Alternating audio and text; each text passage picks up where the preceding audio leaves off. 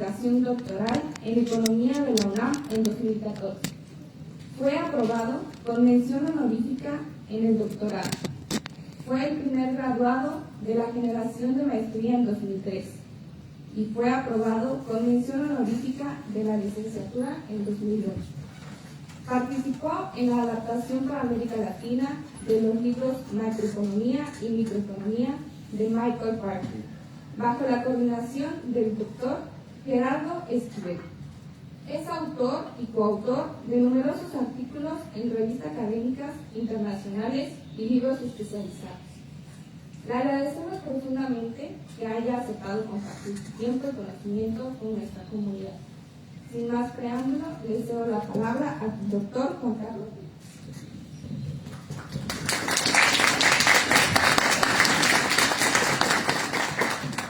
Hola, ¿qué tal? Muy buenas tardes a todas y todos. Qué bueno, como dice la profesora, verlos aquí y ojalá que pues, les interese la presentación del día de hoy.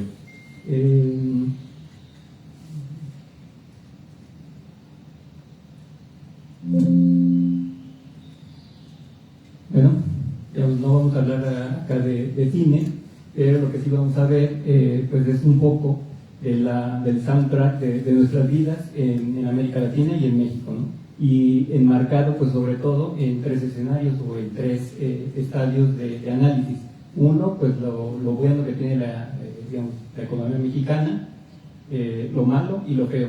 Y la idea principal pues es de que ustedes reconozcan cuáles son los elementos clave que describen a la economía mexicana, cuáles son sus retos y las oportunidades que tiene hacia el futuro, y que ustedes reflexionen en el papel que tienen como estudiantes, como miembros de una sociedad como la mexicana, pues que busca el desarrollo, ¿no? Entonces, esa es la idea. Entonces, empezamos diciendo que bueno, el mundo está ante un cambio de época. Como ustedes saben, en el mundo estamos viviendo lamentablemente varias guerras, conflictos políticos, guerras comerciales, incremento de aranceles, proteccionismo comercial en general, y hemos experimentado pues una pandemia a nivel mundial como fue la COVID-19. Estamos viviendo y enfrentando los retos que conlleva el cambio climático, la pérdida de biodiversidad, y todo esto pues digamos que está haciendo que las economías del mundo en general, pero particularmente las de América Latina y México, pues enfrenten retos sobre pobreza, desigualdad, y que estén ahora digamos, como nunca lo habían estado, en aprovechar oportunidades que da este cambio de movimientos tectónicos a nivel internacional. Entonces, como dice la lámina, estamos en un cambio de época. Y en ese sentido, ¿qué es lo que vemos a nivel global? Bueno, pues que se mantiene un bajo crecimiento económico y del comercio mundial, que a pesar de la desaceleración de la inflación, pues las tasas de interés son relativamente altas a nivel mundial. Existen precisamente por ello altos costos de financiamiento, y que el pago de las deudas de ese financiamiento pues sigue teniendo un alto peso y en algunos casos un problema para las economías del mundo, y especialmente para las de América Latina y el Caribe. Los precios de las materias primas, si bien es cierto, pues están a la baja, todavía se encuentran en niveles históricamente altos, como ustedes pudieron ver en el reciente conflicto geopolítico, digamos, primero con Rusia y Ucrania, y luego más recientemente en Oriente Medio. Los precios internacionales del petróleo se explotaron 2 o 3 días solamente, pero ahí se veía precisamente qué tan sensible es, ¿no? este comercio de mercancías, de materias primas, ante ese tipo de conflictos, ¿no? Entonces eso ha mantenido los precios históricamente elevados, y pues es una mala señal para pues, los hacedores de política pública, especialmente para quienes controlan la política monetaria en los países. ¿Por qué? Pues porque tienen que enfrentar nuevos retos para disminuir la inflación. Y bueno, como dice al final, pues vivimos en un mundo con crecientes tensiones geopolíticas y proteccionismo comercial, como lo habíamos comentado. ¿Qué pasa en América Latina?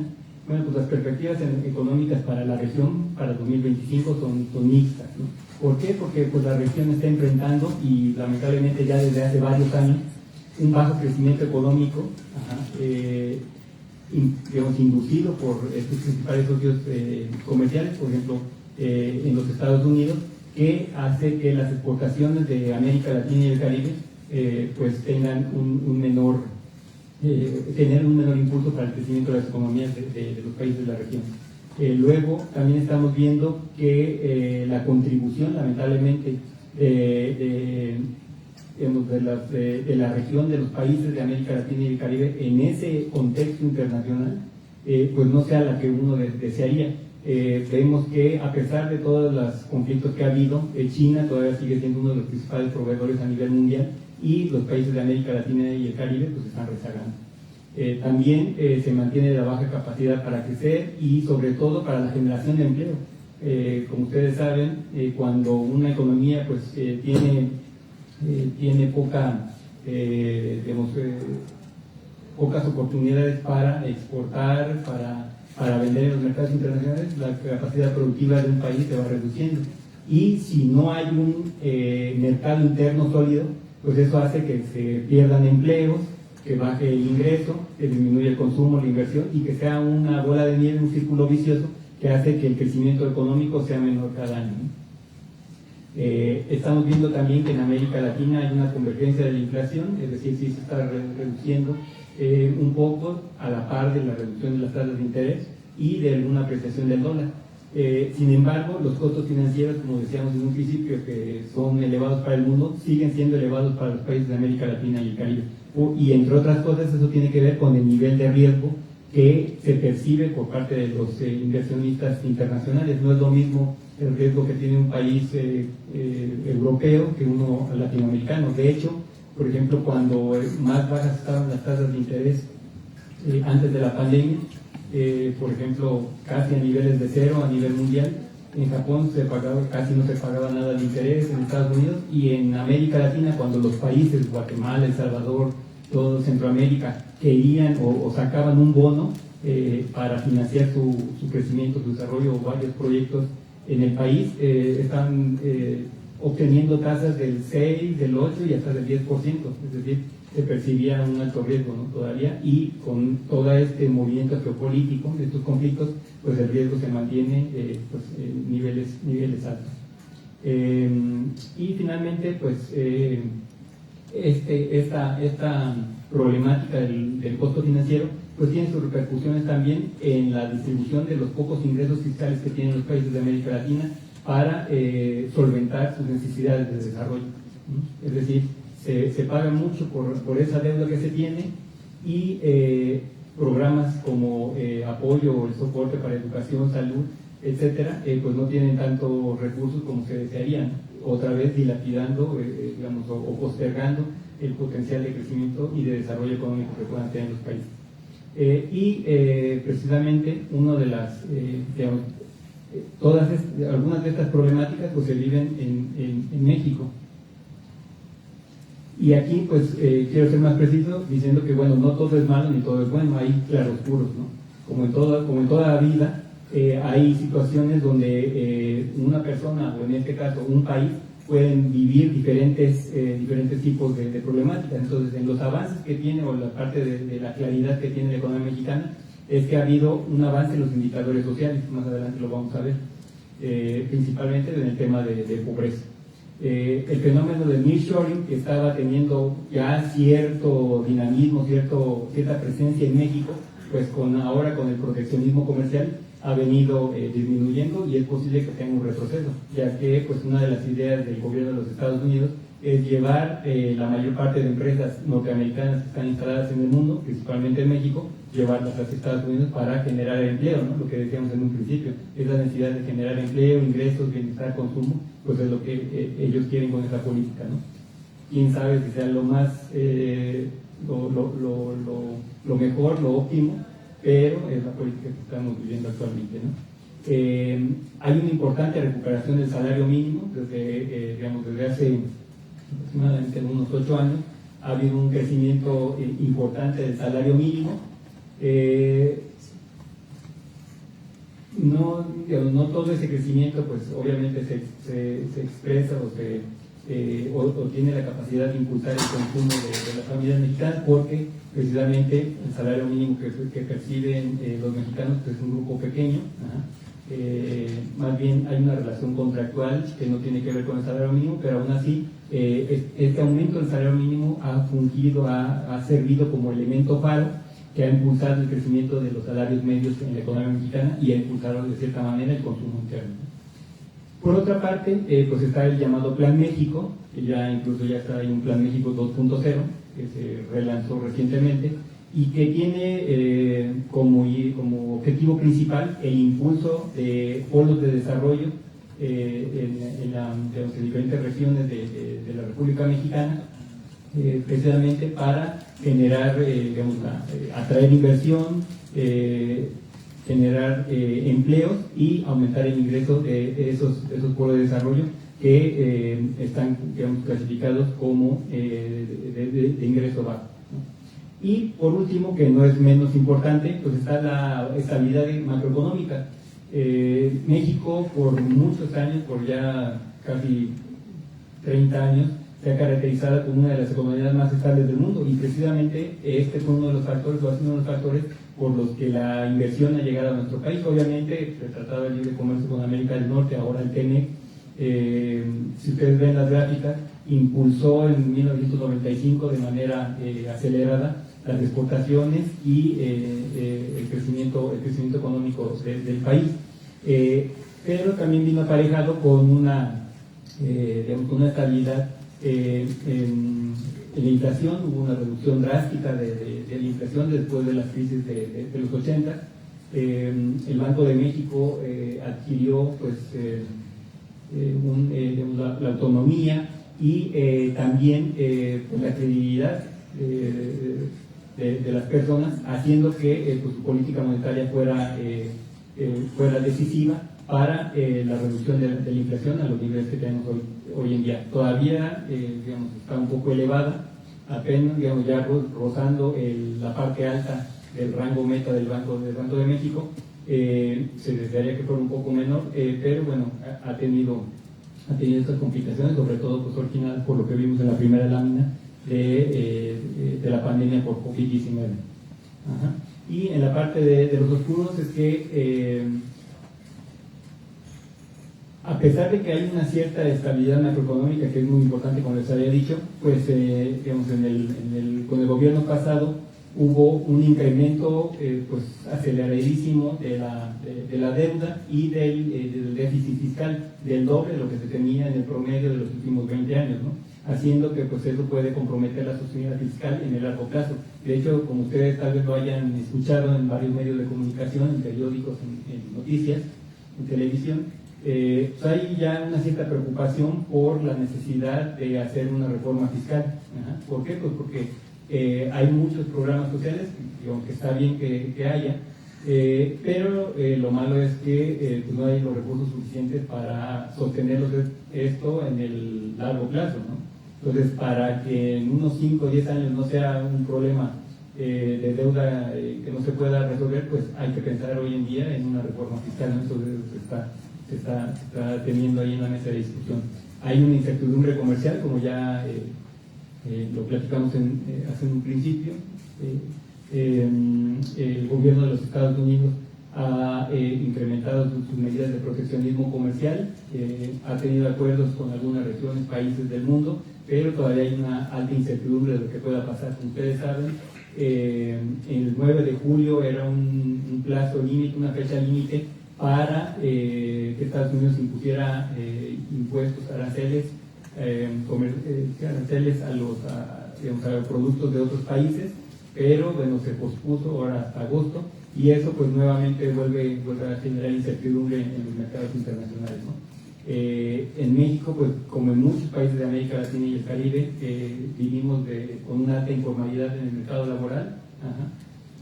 Hay un deterioro de la productividad, es decir, pues no se están aprovechando pues, exactamente los recursos financieros y humanos con los que cuenta el país. Hay poco apoyo a la innovación, hay muy poca inversión. Aquí saben más o menos como cuánto se invierte en innovación. A ver, ¿alguna idea? Aquí nada más, lo que se les ocurra.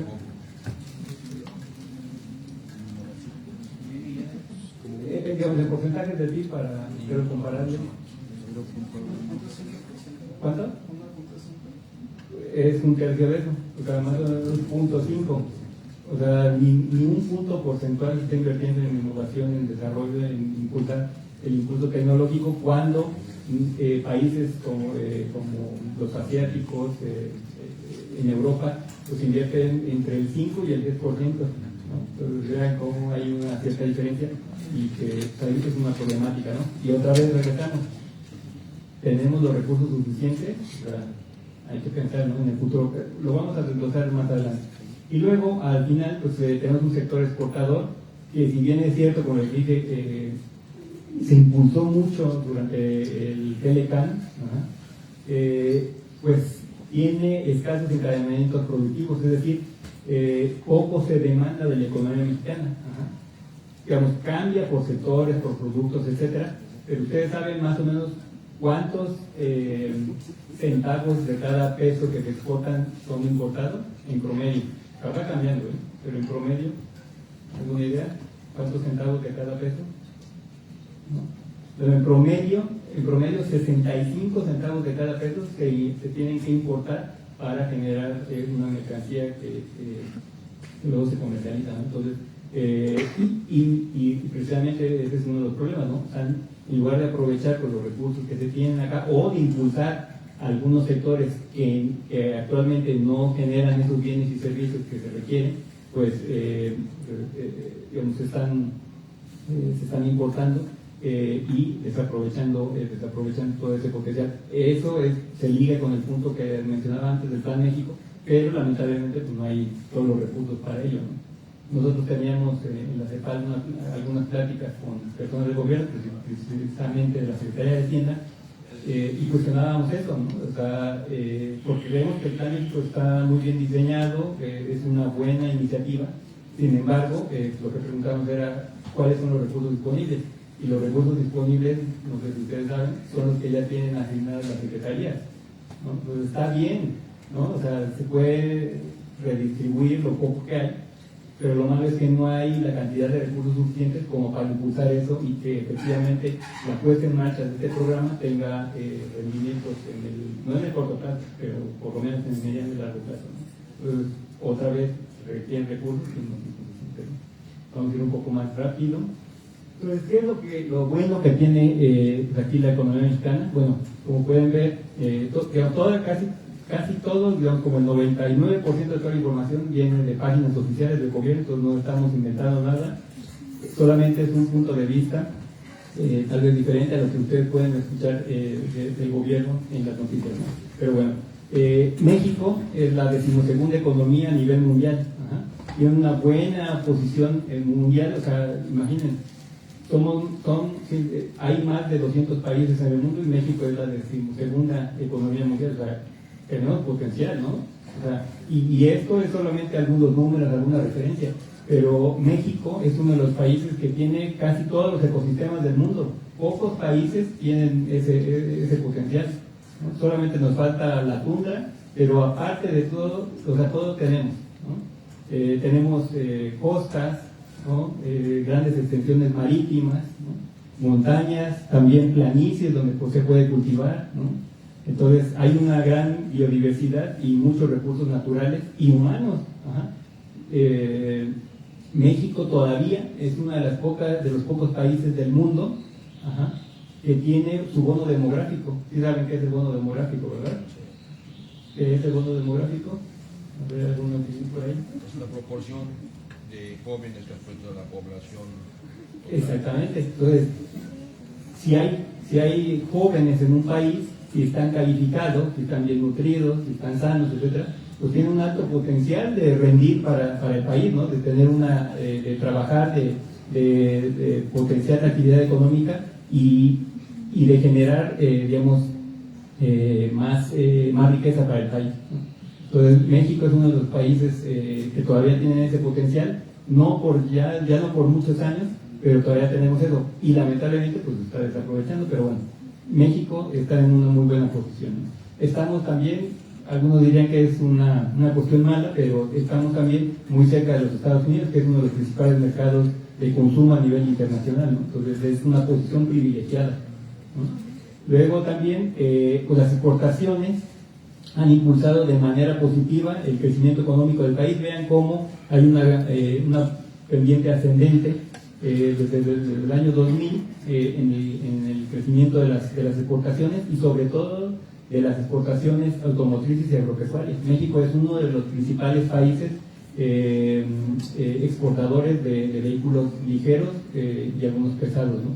Entonces hay ciertamente un muy buen potencial de continuar con esa producción y de mejorar otro tipo de sectores para impulsar el crecimiento económico del país. También, pues a pesar de toda la incertidumbre que tiene el mundo sobre lo que pueda pasar con la política comercial, sobre los conflictos geopolíticos, etcétera, México es uno de los países que ha recibido una gran cantidad, un gran volumen de inversión extranjera directa. ¿Por qué? Pues por también los puntos que decía hace rato, ¿no? Porque hay una estabilidad macroeconómica que es reconocida internacionalmente, porque está cerca del mercado de los Estados Unidos, porque pues, se puede exportar hacia Centroamérica y América del Sur, ¿no? Entonces, porque tiene puertos, no están muy bien actualmente, pero tiene puertos por ambos lados del país, entonces está muy bien conectado, ¿no? Podría estar mejor, ciertamente, ¿no? Pero, digamos, tenemos una posición privilegiada y eso lo ven los inversionistas. Y luego, como les decía hace rato, o sea, México ha hecho un esfuerzo pues, sustancial, importante para la reducción de la pobreza. Vean cómo en el año 2016 el porcentaje de población en situación de pobreza era de 43.2%, esta barra azul claro grande, y ha venido disminuyendo hasta el 2022 con un 36.3%. Una disminución de varios puntos porcentuales importantísimo. La parte de pobreza extrema, pues no tanto, que ha mantenido más o menos alrededor del 7%, pero se ha hecho un esfuerzo relevante para sacar a muchas personas de una situación de pobreza que es estructural, ¿no? Un problema estructural que tenemos. Y, digamos, en esta parte de lo bueno, pues finalmente México está feliz en el planeta, ¿no? O sea, si ustedes ven el índice de felicidad del planeta, digamos, que publica la Universidad de Oxford y otros organismos, pues México está en la posición número 10. O sea, imagínense, o sea, está Finlandia, Dinamarca, Irlanda, Suecia, Países Bajos, Costa Rica, Noruega, Israel, Luxemburgo y México.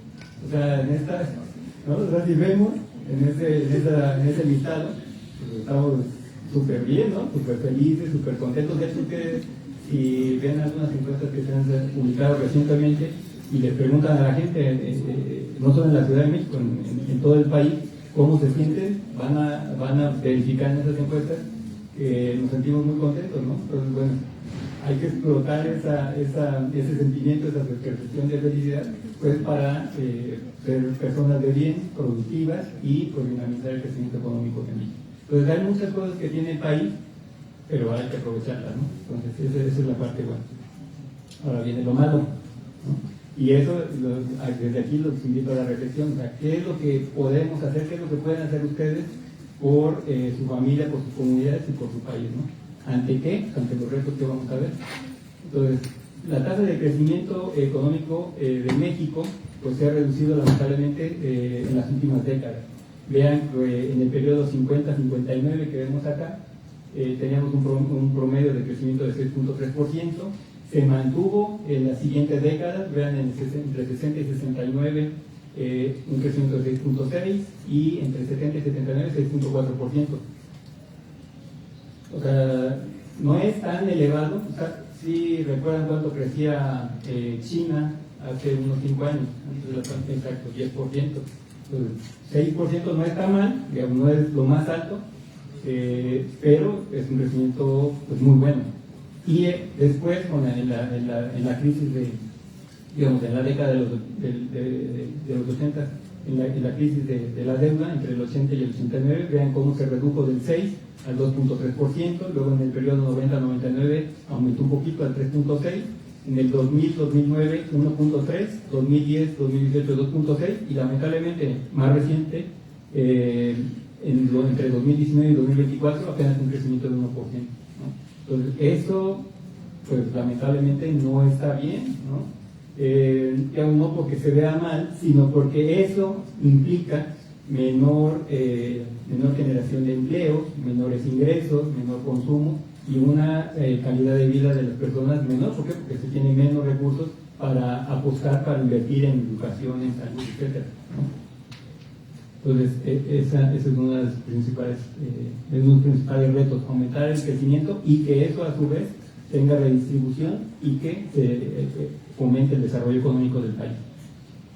La evolución de las principales variables macroeconómicas ha sido relativamente favorable, pero vean cómo otra vez también en ese descenso, ¿no? Ahora no por décadas sino por años.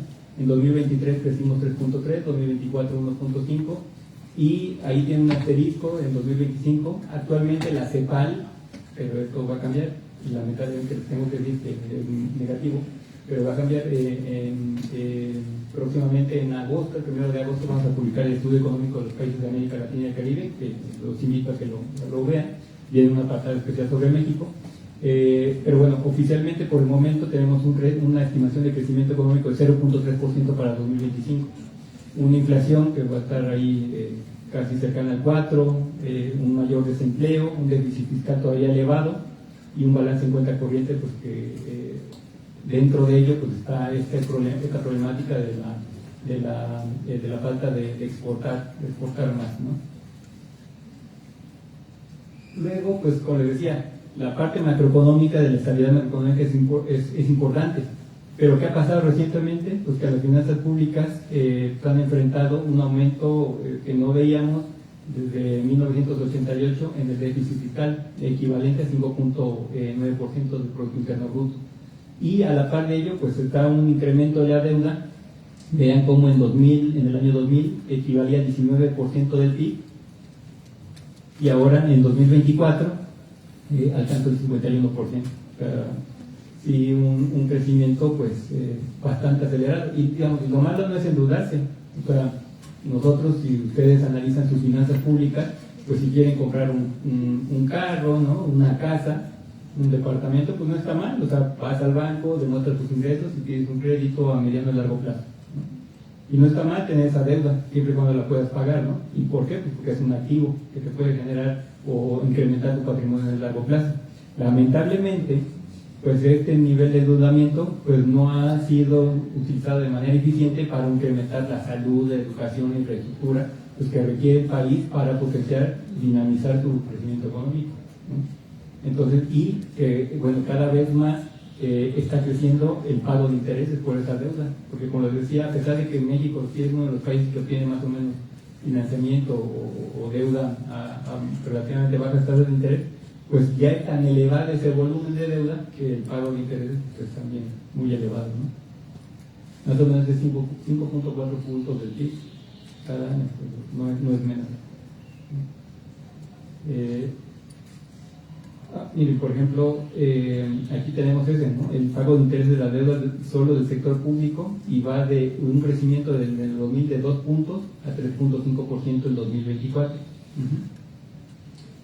Y sobre el uso de esta deuda, lo que decía, ustedes pudieron haber leído en sus periódicos casi todas las semanas y recientemente cómo se apoya desde la Secretaría de Hacienda pues a Pemex, a CFE, etcétera, con recursos que pues, se pudieran utilizar de una manera pues, más eficiente. Y vean que si bien es cierto, se ha reducido el saldo de la deuda de Pemex, por ejemplo, del año 2020, cuando equivalía a 10 puntos porcentuales del PIB, a 5 puntos porcentuales, es decir, se redujo a la mitad, ¿no? Ese saldo de la deuda, por todos estos apoyos, no por una alta productividad. ¿Por qué? Pues porque si vemos en la gráfica que sigue, la utilidad o pérdida neta de Pemex, pues vemos todas las barritas rojas, ¿no?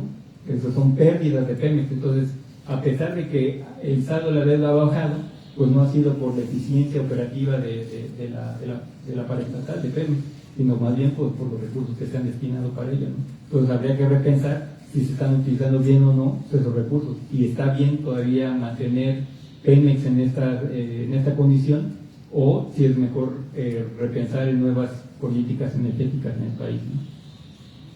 Y luego, pues también la brecha de productividad laboral en la economía con respecto a los Estados Unidos lamentablemente ha aumentado, en lugar de reducirse, porque somos países que estamos muy integrados. Ya les decía, el 84% de las exportaciones van hacia los Estados Unidos. Pues en lugar de aprovechar esa integración, esa cercanía con Estados Unidos, pues lamentablemente pues la productividad del país, en lugar de crecer, se ha reducido. Vean cómo hay algunas ciertas montañitas, pero en los años recientes ha habido una pendiente negativa, ¿no? Y que la brecha pues, se ha ido ampliando con respecto a los Estados Unidos, y que pues, eso nos pone también en un dilema sobre cómo aprovechar la nueva revolución industrial. Ahora estamos en un mundo de inteligencia artificial, todos ustedes lo han escuchado, pero lamentablemente solo lo escuchamos. O sea, tenemos muy poco del uso, pero todavía casi insignificante o casi cero, pues, salvo ciertas universidades, ¿no? Por ejemplo la UNAM, algunos centros de desarrollo científico y tecnológico han impulsado la inteligencia artificial. Aquí se ha desarrollado ciertos programas de inteligencia artificial, pero no se ha dinamizado de la manera que se requiere. ¿Para qué? Pues para entrar en esa ola, en esa nueva revolución industrial, y puede ser que pues, nuevamente nos quedemos atrás. Hace poco en la CEPAL hacíamos un estudio de prospectiva de cuáles eran los avances de los países de América Latina y del Caribe en esta materia, y solamente encontramos algunos centros de investigación, universidades, y pocos centros de innovación en los países.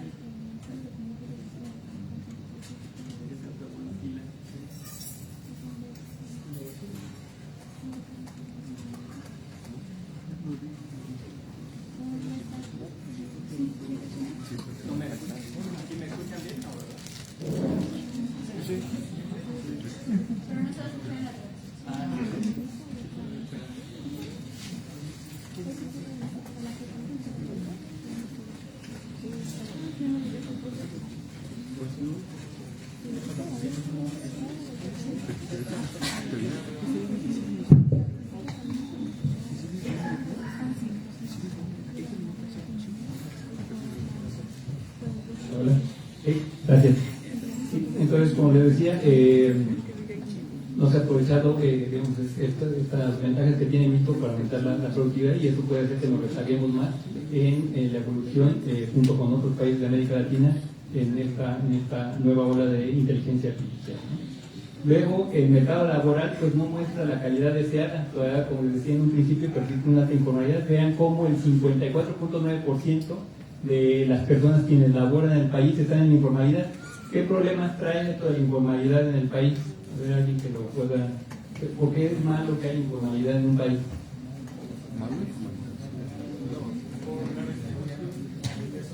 No se pagan ingresos, no hay ingresos tributados por el gobierno, no se pagan impuestos.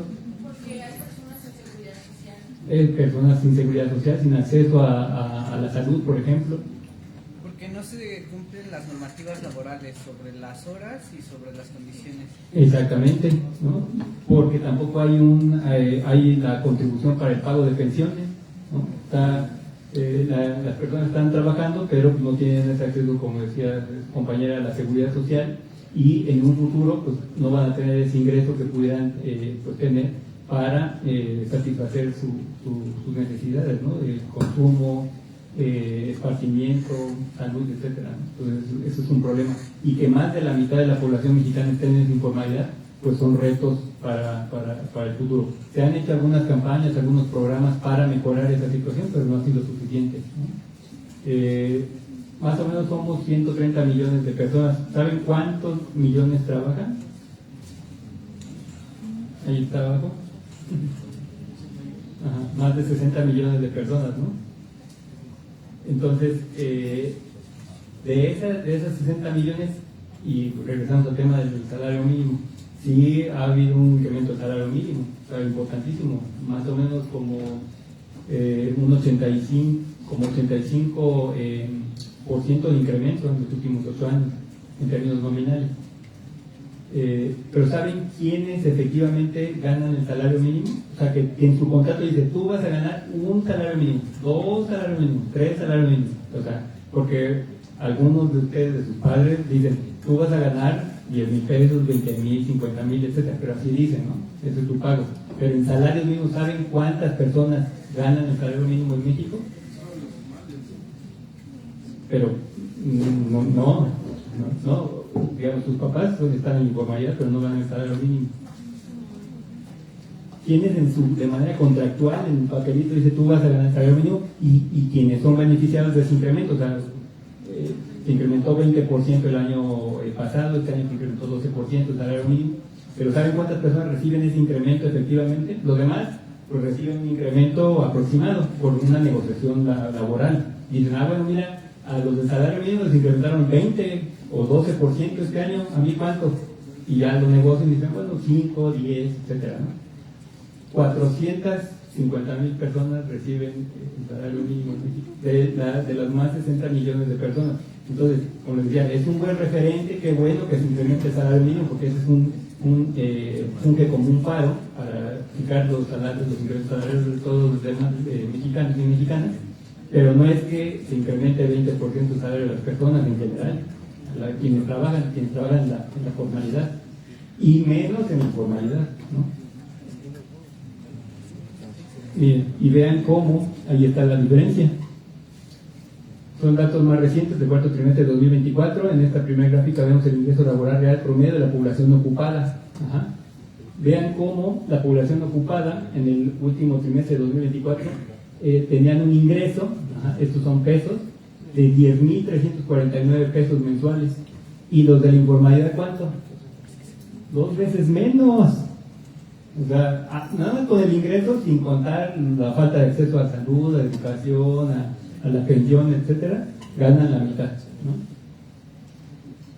Y luego si vemos eso, o sea, lo mismo ingreso laboral promedio de la población ocupada, pero ahora por sexo, pues vemos que, por ejemplo, los hombres ganan más de 8,000 pesos y las mujeres 6,431, ¿no?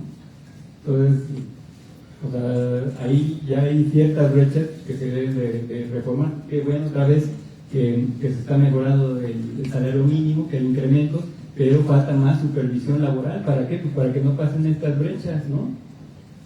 Y atraer o crear programas que incrementen la ocupación formal para incrementar pues la situación de vida de las familias, ¿no?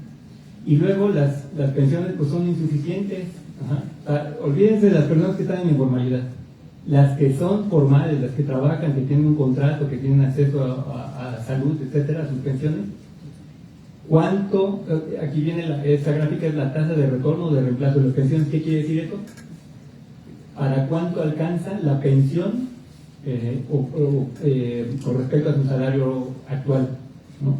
Y lo que vemos es que no está tan mal México, ¿no? Como algunos otros países, por ejemplo Sudáfrica, pero una persona pensionada, una persona en el sector formal quien se pensiona, solo recibe la mitad en promedio de lo que ganaba en su vida laboral.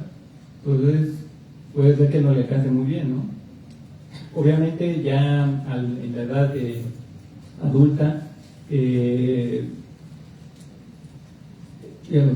adulto mayor, no tienes tantas responsabilidades como, por ejemplo, pagar las escuelas de tus hijos, etcétera, ¿no? Pero todavía tienes tus necesidades de alimentación, de salud, de esparcimiento, etcétera.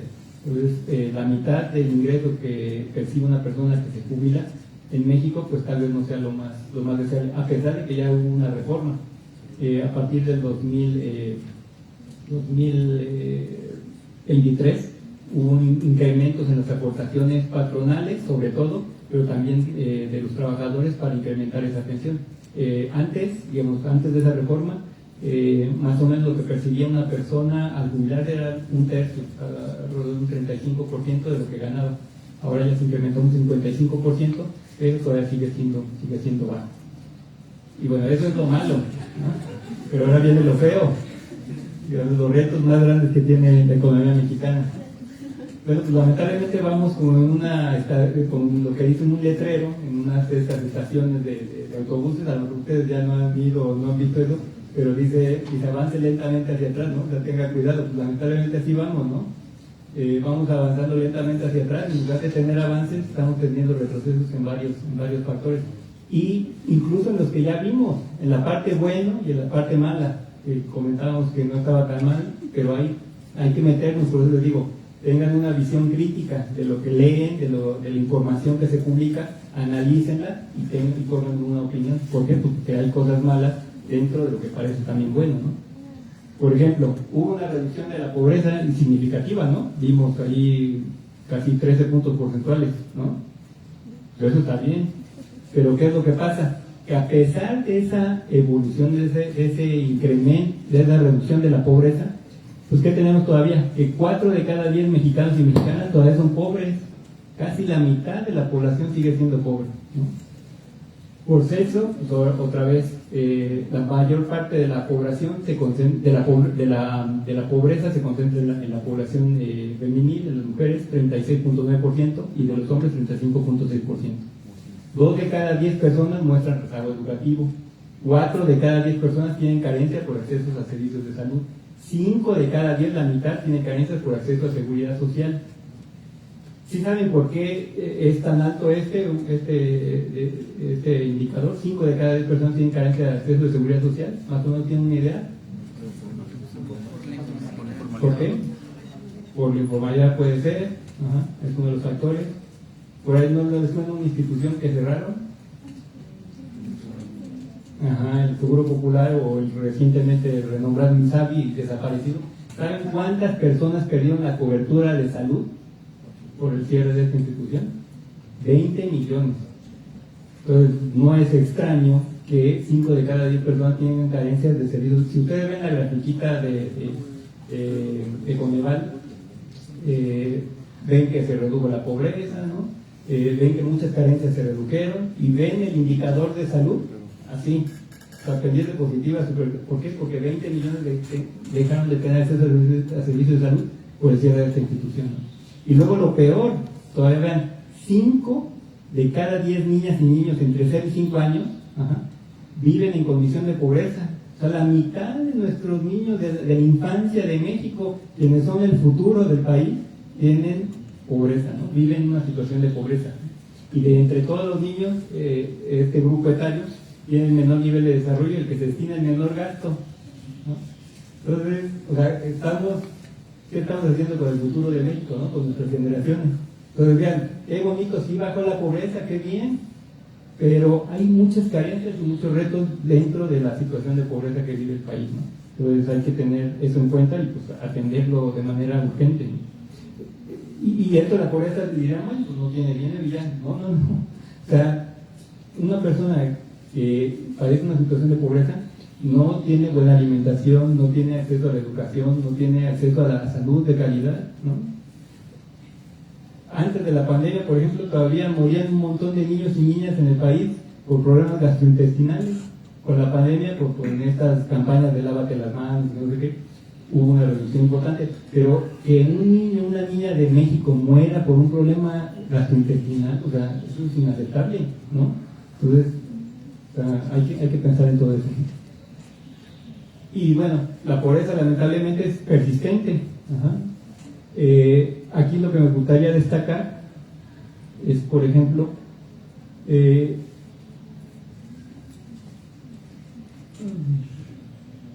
esto. Si ustedes ven por bloques el país, y digamos, si nos centramos en el norte, digamos, si una persona, un niño o una niña nace en un hogar, en un seno familiar pobre, en el norte del país, 23 de cada 100 niños lamentablemente van a seguir siendo pobres. Pero está muy mal, ¿no? Que 23 niños quienes nazcan en un hogar pobre están pues casi sentenciados a seguir siendo pobres, está muy mal. Pero ¿qué pasa en el sur? 86 de cada 100 niños y niñas quienes nacen en un hogar pobre siguen siendo pobres en su vida adulta. O sea, ¿cómo? O sea, por eso lo de los polos de desarrollo, ciertamente, y son urgentes. ¿Y está el dinero para atenderlos? No está, ¿no? O sea, sí son buenas ideas, de buena voluntad, pero hace falta más por hacerlo. O sea, no puede ser que casi todos los niños quienes nacen en un hogar pobre sigan siendo pobres. Hay estudios también del Centro de Estudios Espinosa Iglesias que dicen o que analizan cuáles son algunos de los factores que están presentes o de las características de las personas quienes son pobres. Ajá. Y bueno, no sé si se vayan a sorprender porque lo han escuchado tal vez, pero por ejemplo, una mujer indígena, ajá, tiene una alta probabilidad de ser pobre, y de piel morena, ¿no? Mujer indígena y de piel morena, o sea, casi sentenciada a ser pobre en el país, en México, ¿no? O sea, ¿cómo es posible que todavía estas características sigan siendo factores para caracterizar la vida de una persona, ¿no? Entonces, bueno, hay muchos factores y hay más indicadores acá en esto que presento, pero hay que resaltar esas problemáticas, ¿no? Y luego, si bien la pobreza es persistente, pues también la desigualdad es preocupante. Ajá. Acá tenemos una lista, un listado de países. Ajá. Igual, como decíamos, estamos muy felices, ¿no? Ahí cerquita de Dinamarca, ¿no? Estamos en el grupo, en el top 10, ¿no? Pero lamentablemente estamos hasta abajo, ¿no? De esta gráfica que muestra que hay una alta desigualdad en el país, ¿no? En México el 10% más rico, el 10% de la población más rico gana 30.5 veces más que el 10% más pobre, o sea, 30 veces más, ¿no? Y el 1% más acaudalado de la población mexicana, el 1%, ajá, posee el 33% de la riqueza del país. Entonces no estamos diciendo acá, ay no, hay que quitarle al rico para darle al pobre, así, ¿no? De robar como Robin Hood. Pero entonces decimos o pensamos, bueno, ¿y la política fiscal? O sea, ¿qué no estamos pensando en una política fiscal pues, que debe ser redistributiva? ¿No? O sea, tú pagas tus impuestos ¿para qué? Para tener mejor educación, salud, etcétera, ¿no? Sacar a las personas de la desigualdad. Entonces, algo como que suena raro, ¿no? ¿Qué está pasando? ¿Por qué? Porque hay tanta concentración de la riqueza en México, ¿no?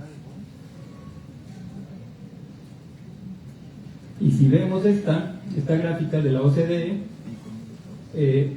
son las transferencias públicas antes y después de impuestos, ¿no? Entonces vemos, por ejemplo, que vemos países como Irlanda, ¿no? Que tienen una alta desigualdad acá, después de impuestos, o sea, después de redistribuir lo que capta el gobierno y pasarlo a mejoras en educación, salud, infraestructura, etcétera. ¿Cómo se reduce la desigualdad? Vean, de estar en niveles superiores al 50 a niveles inferiores al 30, ¿no?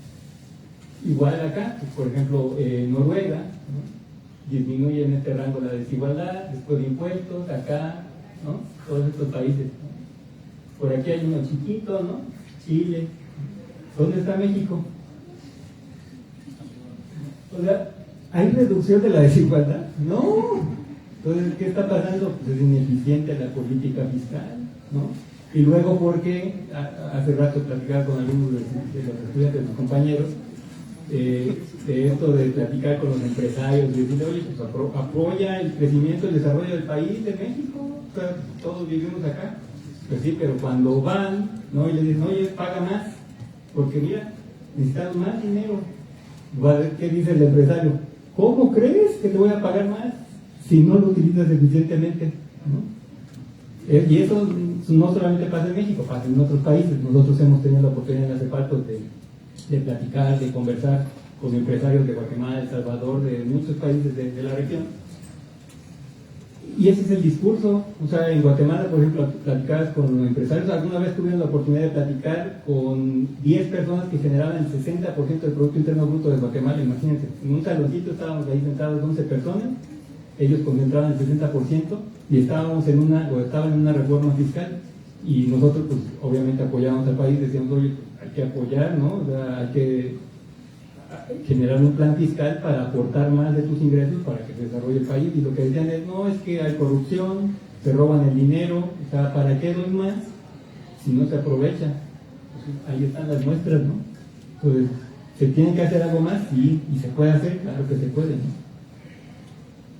Y luego, como les decía, la educación, como ustedes saben, pues es fundamental para el desarrollo de los países, ¿no? Es clave de la productividad. Y otra vez, acá está Noruega, ¿no? Si relacionamos los años de educación de la población adulta con el PIB en las personas de edad de trabajar, acá está Estados Unidos, Noruega, Canadá, etcétera, ¿no? Y otra vez, ¿dónde está México? O sea, ¿dónde? No hay ese potencial, tenemos mucho potencial, pero no se aprovecha, ¿no? Pues otra vez estamos pues muy por debajo de lo deseable. Y la llamada esta prueba PISA, ¿no? Que se comentó mucho en los medios de comunicación de que había la necesidad de hacerla, el gobierno como que decía, no, sí se va a hacer, pero no se entraba en pláticas, como que no se quería. Es que no se quiere ver la realidad, ¿no?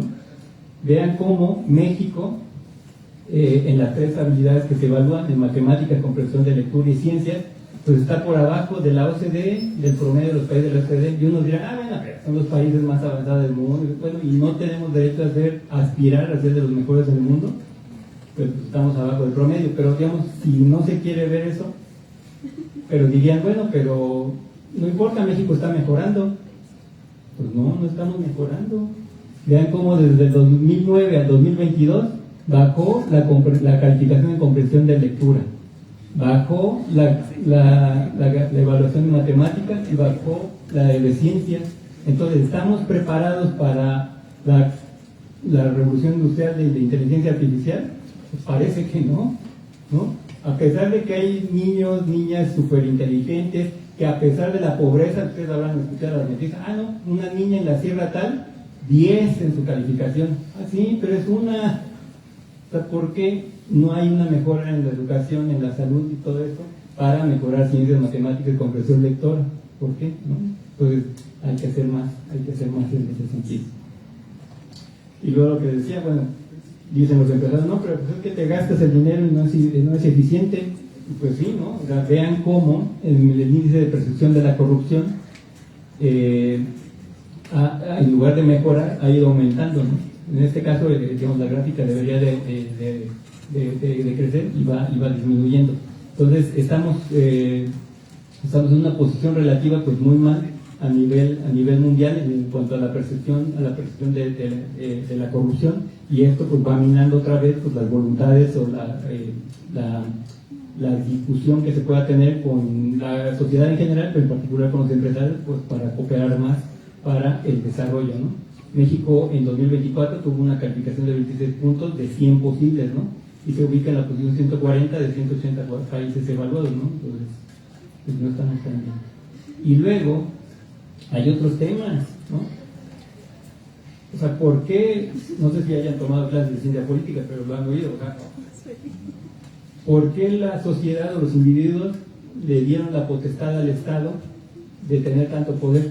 Pues para proteger su integridad y la de su patrimonio. Pues es el origen de un Estado, del Estado-Nación, ¿no?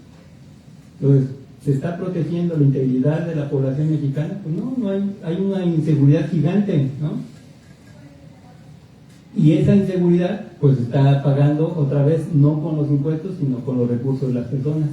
Vean cómo el costo total del delito para los hogares equivale a 282 mil millones de pesos, ¿no? Que son más o menos 1.2 puntos porcentuales del PIB. A más de un punto porcentual se gasta en seguridad. No podemos, es complicado, pero para hacer una relación, no podemos gastar eso en innovación. Entonces estamos gastando menos de la mitad en innovación, en ciencia, en tecnología, y las personas, por querer tener una mayor seguridad, pues están gastando más de un punto porcentual del PIB. ¿Y por qué sucede eso? Pues porque hay una cifra negra. ¿Qué quiere decir la cifra negra? Son los delitos que no tienen denuncia o que no tienen una averiguación previa. Está casi el 93% de los delitos. Entonces, ¿cuál es el incentivo de los delincuentes? O sea, ¿qué probabilidad hay de que los agarren? De que los juzguen. Nada, 7%, ¿no? O sea, ¿roban algo? No me van a agarrar, no me van a hacer nada. Pues sí, porque hay una alta impunidad, ¿no? Entonces, ¿se puede hacer algo? Si ustedes ven las encuestas del Banco de México que pregunta a analistas del país cuáles son las principales preocupaciones que se tienen, uno de los principales rubros es la inseguridad, ¿no? Está obviamente la incertidumbre económica, etcétera, pero uno de los principales que casi siempre salen en las encuestas es la inseguridad. Entonces, para mejorar la condición de vida, pues, hay que destacar ese tema. Y lo que les decía, México todavía tiene un bono demográfico importante. Ajá. Sin embargo, con la pandemia se redujeron entre 3 y 5 años la esperanza de vida de los hombres y de las mujeres en México. Ajá. Otra vez por lo que decía, ¿no? El doctor que se fue como representante de México a la Organización Mundial de la Salud. O sea, ¿hizo bien su trabajo? Pues parece que no. O sea, ¿cómo es que se redujo la esperanza de vida? Ajá. Cuando supuestamente pues sí teníamos un buen sistema de salud, ¿no? Y luego, pues lamentablemente este bono demográfico va a cambiar, ¿no? Ahorita pues estamos, así como dicen, con una cebollita alargada, es decir, muchos jóvenes en esta parte que son productivos, que están trabajando, que están incluso aportando para las pensiones de sus padres, etcétera, ajá, y para las futuras generaciones, pero eso va a cambiar, ¿no? Hacia 2050, vean que ya no vamos a ser una población joven, ¿no? Ya no va a estar entre los 0 y los 40 años, sino más bien alrededor de los 60. Ajá. ¿Tenemos los recursos suficientes individualmente para hacer frente a una población envejecida? No, o sea, vamos a vivir con la mitad de con lo que vivimos actualmente. Ya lo vimos en una de las gráficas pasadas, ¿no? ¿Y nos va a alcanzar eso para la salud? ¿Quién sabe? Estos son datos del IMSS, del Instituto Mexicano del Seguro Social, ¿no? Ahí ya tenemos las principales defunciones de la población de 60 años y más. Son la diabetes, ¿no? Las enfermedades isquémicas, del corazón, del hígado, y de hipertensión, etcétera, ¿no? Con datos del IMSS, ¿cuánto va a crecer la necesidad de financiamiento de los gastos totales entre 2010 y 2050? Casi 1000%. O sea, una institución ha mejorado, o sea, sí ha mejorado en los últimos 10 años. El IMSS tenía un número rojo, ya tiene números verdes, pero va a tener los recursos suficientes para atender a toda la población envejecida que vimos en la gráfica anterior. Si se requieren 1000% de recursos, o sea, la inversión en salud también en México pues no es tan alta, 6.3 puntos porcentuales del PIB. Ajá. Cuando en Estados Unidos es 17, Suecia 12, Noruega 10, Finlandia 10, Brasil 8, Chile 8. Tenemos poco, se está invirtiendo poco, y en el futuro pues vamos a requerir más dinero, ¿no? Y luego pues otra vez tenemos una super excelente ubicación geográfica, ¿no? Estamos en el mercado más importante del mundo, ¿no? Pero, y tenemos todos los ecosistemas, como les decía, ¿no? Tenemos una riqueza natural inmensa, pero pues estamos expuestos a varios peligros. Antes teníamos el FONDEM, el Fondo para la Prevención de Desastres. ¿Ya lo tenemos? ¿No?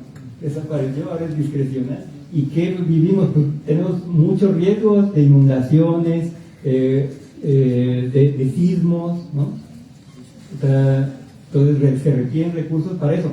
Y algunos dijeron, bueno, de vez en cuando viene un huracán y destruye Acapulco, no pasa nada, ¿no? Pero hay estudios que indican que los desastres tienen efectos negativos persistentes y acumulativos, ¿no? Entonces, sí, pues una vez le pasó eso a Acapulco, pero ¿qué decían ahora con las nuevas tormentas, huracanes que se presentaron? Ay, a ver si no llega otra vez, ¿no? Acapulco y lo destroza apenas que se está recuperando. Pues sí, porque son acumulativos los efectos negativos. Si hubiera destruido nuevamente Acapulco, pues quién sabe cuántos años se recuperaría. Y tiene que ver con el crecimiento de países. Por ejemplo, más o menos como cuántos meses o años creen que se recuperó Florida después de la inundación de Katrina. A ver, algunos meses ahí así nada más lo que les ocurra. ¿9 cuánto? Bueno, fueron 6 meses. O sea, después de Katrina, a los 6 meses ya habían retomado sus actividades, carreteras construidas, la luz puesta. ¿Saben cuántos años le ha tomado a Haití recuperarse de su sismo del 2010? Exacto. Todavía no se recupera. que está en un caos después del sismo, ¿no? Entonces, ¿por qué? Porque en Estados Unidos tienen recursos, aquí no. En México tenemos los recursos, pues no tantos, ¿no? Y podemos experimentar eso. En el sistema de Naciones Unidas hay un grupo que se llama UNETE, particularmente acá en México, yo formo parte de ese grupo, y nos estamos preparando como sistema de Naciones Unidas para dar respuesta ante la potencialidad o la probabilidad de un sismo de entre 9 y 10 grados, ¿no? O sea, eso es lo que nosotros estamos trabajando por si sucede, ¿no? Puede que no sea, no se registre recién los años que vienen, pero hay el potencial de que así suceda, ¿no? Hay una alta probabilidad. Entonces estamos preparados para eso, tenemos los recursos necesarios, también hace falta más, ¿no? Entonces, bueno. Y ciertamente tenemos muchos retos todavía, ¿no? Por ejemplo, esta es una gráfica del índice del logro de los Objetivos de Desarrollo Sostenible, ¿no? Y digamos, el tamaño del pétalo indica cuanto más largo se está más cerca de su logro. Y sí, por ejemplo, el objetivo 1, el 4, el 11, el 12 y el 13, ¿no? Que tienen que ver con el fin de la pobreza, con la construcción de ciudades sostenibles, acción climática, etcétera, pues más o menos están cerca de cumplir el logro. Pero hay muchos otros, ¿no? Que están en amarillo o en rojo, que falta todavía mucho por cumplir. ¿Y qué indica todo eso? Bueno, pues que se requieren más recursos para hacer que las brechas, ¿no? Que se generan con todos esos digamos, con todos esos problemas de pobreza, de desigualdad, de falta de educación, de acceso al agua, educación, etcétera, pues se reduzcan en el país, ¿no? Y otra vez falta más dinero, ¿no? Y casi para terminar, en México y pues en América Latina, pues lamentablemente estamos experimentando lo que son las 3 trampas del desarrollo, es decir, experimentando una trampa de baja capacidad para crecer. Ya vieron en la grafiquita que les mostraba cómo a lo largo de las décadas iba bajando el crecimiento y ahora vamos a llegar a 0 crecimiento. Hay una trampa de alta desigualdad y baja movilidad social y cohesión social, pues sí, ¿no? O sea, la pobreza se ha reducido, sí, pero se mantienen muchos retos, sí, ¿no? Y se puede cambiar de situación de pobreza, pues es difícil, ¿no? Para los niños, como decía, del sur, las niñas, los niños, quienes nacen en un hogar pobre, o sea, qué lamentable que cuando alguien te diga, a ver, dame tu código postal, tú casi sepas con una probabilidad súper alta si vas a ser pobre o va a superar la pobreza, ¿no? Entonces, estamos viendo una trampa de alta desigualdad y baja movilidad social, y una trampa de baja capacidad institucional y gobernanza poco efectiva. Hace algunas décadas, ustedes tal vez hayan escuchado, existían los institutos o las secretarías de planificación. Ahora casi ningún país de América Latina, y obviamente en México no existe, ¿no? Entonces, ¿cómo vamos a dinamizar el crecimiento económico? ¿Cómo vamos a fomentar el desarrollo económico si no hay una estrategia de largo plazo? Las estrategias son seccionales, pues haces un programa, un plan nacional de desarrollo para los 6 años que se pone en marcha después de 1 año o 2, ¿no? Y en el cuarto pues ya se acaba. O sea, son 3, 4 años donde más o menos se pone en marcha el plan sin recursos y pues no se puede hacer nada. O sea, cuando ustedes analizan las estrategias de países como los asiáticos, o sea, vean, o sea, ustedes hablan con Corea, con Japón, y dicen, oye, ¿cuál es tu estrategia, tu plan de desarrollo? Ah, es a 2050, es a 2100. Y lo están haciendo, sí, ya están estos recursos diseñados y son multianuales.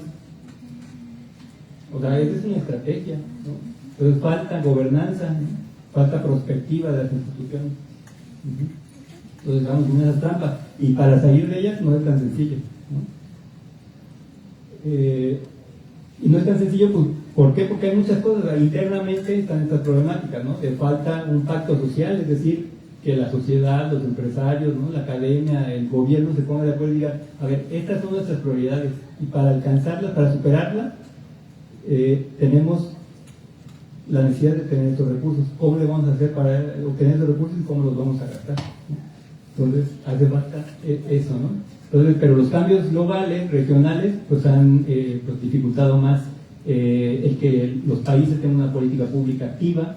El desarrollo de los países es complejo, o sea, como ustedes vieron, hay muchas problemáticas, muchas interconectadas, ¿no? Pero se requiere también de acciones integrales. Una buena política fiscal, una política monetaria, productiva, ¿no? De desarrollo, O sea, no es solamente poner en marcha una cosa porque no va a ser eficiente. Y pues obviamente ninguno de los casos son exitosos en América Latina. No han sido exitosos de manera espontánea en América Latina, ¿no? Por la magia del mercado. Se requiere lo que les digo, o sea, esa vinculación con todos los entes públicos y privados de un país, ¿no? Que se propone. Aquí está muy cortito, o sea, no le hace justicia todo lo que hacemos, pero el 99.9% de toda la información que generamos en la CEPAL es gratuita y es pública, ¿no? Entonces ahí ustedes la pueden ver, y no solamente tenemos, como vamos a ver acá, recomendaciones así generales, sino recomendaciones particulares. De hecho, hemos participado con algunos países en elaborar su plan de desarrollo. En Cuba, por ejemplo, se elaboró un plan de desarrollo para las siguientes décadas con un plan de financiamiento, ¿no? Y fue la CEPAL precisamente para trabajar sobre ello. Se ha trabajado con El Salvador, Guatemala, etcétera, ¿no? Y con países como México, pues estamos muy de cerca en pláticas para muchos temas, ¿no? Pero bueno, ahí pueden ver esas propuestas muy específicas, pero aquí en general lo que proponemos es una gran transformación productiva en los modelos de crecimiento y de desarrollo. Pero vean que han sido ineficientes, no han sacado a la gente todavía de la pobreza. Rediseñar la gobernanza de las políticas de desarrollo productivo, fortalecer las capacidades del Estado, la gobernanza experimentalista y la anticipatoria, es decir, o sea, no hay que pensar, bueno, no lo hago porque si sale mal, o sea, hay que hacer lo mejor posible y ponerlo en marcha, porque si no, ¿qué va a pasar? Pues nos vamos a estar rezagando. O sea, si esperamos 5 años, cuando queramos en esos 5 años hacer algo, pues ya va a ser demasiado tarde, ¿no? Entonces hay que experimentar, ¿no? Hay que anticiparnos ¿a qué? Pues a los retos a los que nos podemos enfrentar, no tan solo del ámbito externo, que de eso poco tenemos manejo, control, pero sí de lo interno, ¿no? Y del financiamiento. O sea, que hay que anticiparnos a todos los retos que vienen. ¿Cómo hacerlo? Pues como les decimos, ¿no? Con esas capacidades top, o sea, técnicas, operativas, políticas y prospectivas, ¿no? Fortalecer el marco de gestión de las políticas públicas, desarrollar sistemas integrales de información, sistemas nacionales de inversión pública, fortalecer mecanismos de coordinación y coherencia con todas las políticas públicas, elaborar escenarios futuros, ¿no? Que son importantísimos para los que se elaboraban con estas secretarías de planeación. Ajá. Y movilizar recursos, que como ustedes oyeron a lo largo de la plática son esenciales, ¿no? O sea, sin recursos poco se puede hacer, ¿no? Aunque haya buena voluntad, poco se puede hacer, ¿no? Entonces, ¿cómo? De manera interna, fortaleciendo las finanzas públicas, ¿no? Consolidando impuestos sobre la renta, un manejo eficiente de los bonos que se emiten, etcétera. Complementariedad entre las políticas monetarias, cambiarias y prudenciales, es decir, esto que decía, o sea, no solamente hacer una política pública parada en una sola patita, sino en todas las herramientas del andamiaje institucional que cuenta un Estado, y promover una reforma de arquitectura financiera institucional, ¿no? Que mejore las capacidades de préstamo, que no sean tan onerosas para los países en desarrollo, y de la manera que se reduzcan riesgos y se aumente la gobernanza. Y para esto las políticas de desarrollo productivo para el crecimiento, la inversión y la productividad lo que busca es esto, ¿no? Apoyar o definir en un rango amplio los sectores impulsores. Aquí solamente son algunos, cambian por país, digamos, pero en general nos hemos fijado que para América Latina y el Caribe, y especialmente para México, se requiere un impulso a la parte industrial, en el sector farmacéutico y de ciencia de la vida, dispositivos médicos y fabricación avanzada, en servicios, pues en sociedad del cuidado, que lo han escuchado mucho. En México va a ser la sede de la Conferencia Regional de la Mujer, entonces ahí se va a hablar mucho de la sociedad del cuidado, es entre el 12 y el 15 de agosto, están invitados. La exportación de servicios modernos de las tecnologías de la información, servicios intensivos del trabajo, en gobierno digital, ¿no? O sea, no nos podemos quedar rezagados, ni menos del gobierno, y tener un gran impulso de la sostenibilidad, ¿no? Ambiental, transición energética, electromovilidad, economía circular, agricultura para la seguridad alimentaria, turismo sostenible, etc. Pues hay muchos mecanismos que los hemos puesto sobre la mesa, que los hemos discutido con muchos países, que los hemos presentado en México, con los cuales pues, el país puede avanzar. Mientras tanto, si nadie se pone de acuerdo, pues vamos a estar cantando esta canción, ¿no? El bolero de la transición, ¿no? Siempre que te pregunto que cómo, cuándo y dónde, o sea, ¿cuándo lo vamos a desarrollar, no? ¿Cómo le vamos a hacer? siempre me respondes quizás.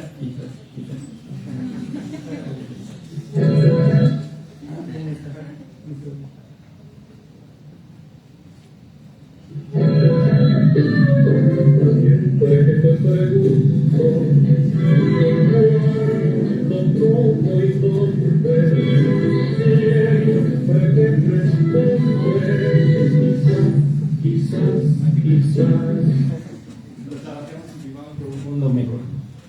Muchas gracias.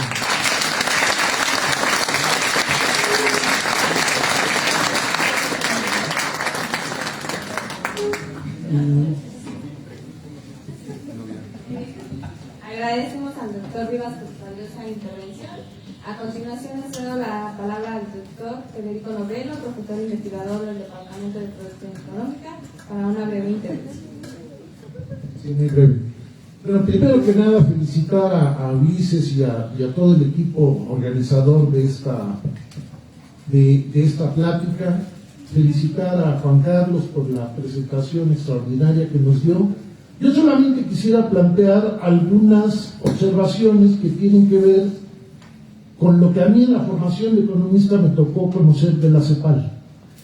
La singularidad de la CEPAL tiene que ver con la creación de grandes categorías que se desdibujan en las presentaciones actuales de la CEPAL, es decir, el desarrollo como una función del subdesarrollo, la relación metrópoli-periferia, la inflación estructural, es decir, el mejor economista mexicano cepalino, Francisco Noyola, que todavía la CEPAL da un premio con ese nombre, simplemente no creía que la inflación fuera monetaria. Y cuando creemos que la inflación es monetaria, a la autoridad monetaria le otorgamos el combate a la inflación.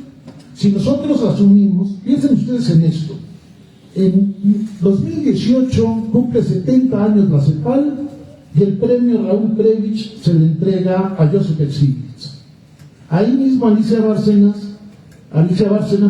le pregunta a Stiglitz: ¿estamos viviendo una época de cambio? Y la respuesta de Stiglitz es la que le da título a la presentación de Juan Carlos. Estamos viviendo un cambio de época.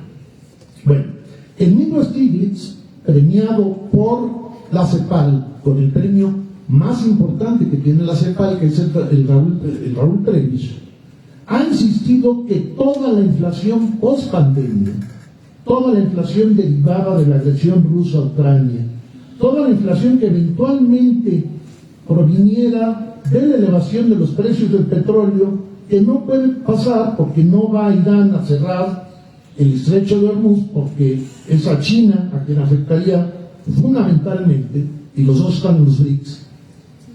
Es una inflación estructural, no monetaria. Es la inelasticidad de la oferta a la variable explicativa. Si tenemos una enfermedad de ese tipo, una política monetaria restrictiva lo que hace es agravarla. Entonces el Banco de México no puede alcanzar sus objetivos porque la inflación contra la que lucha no es de carácter monetario.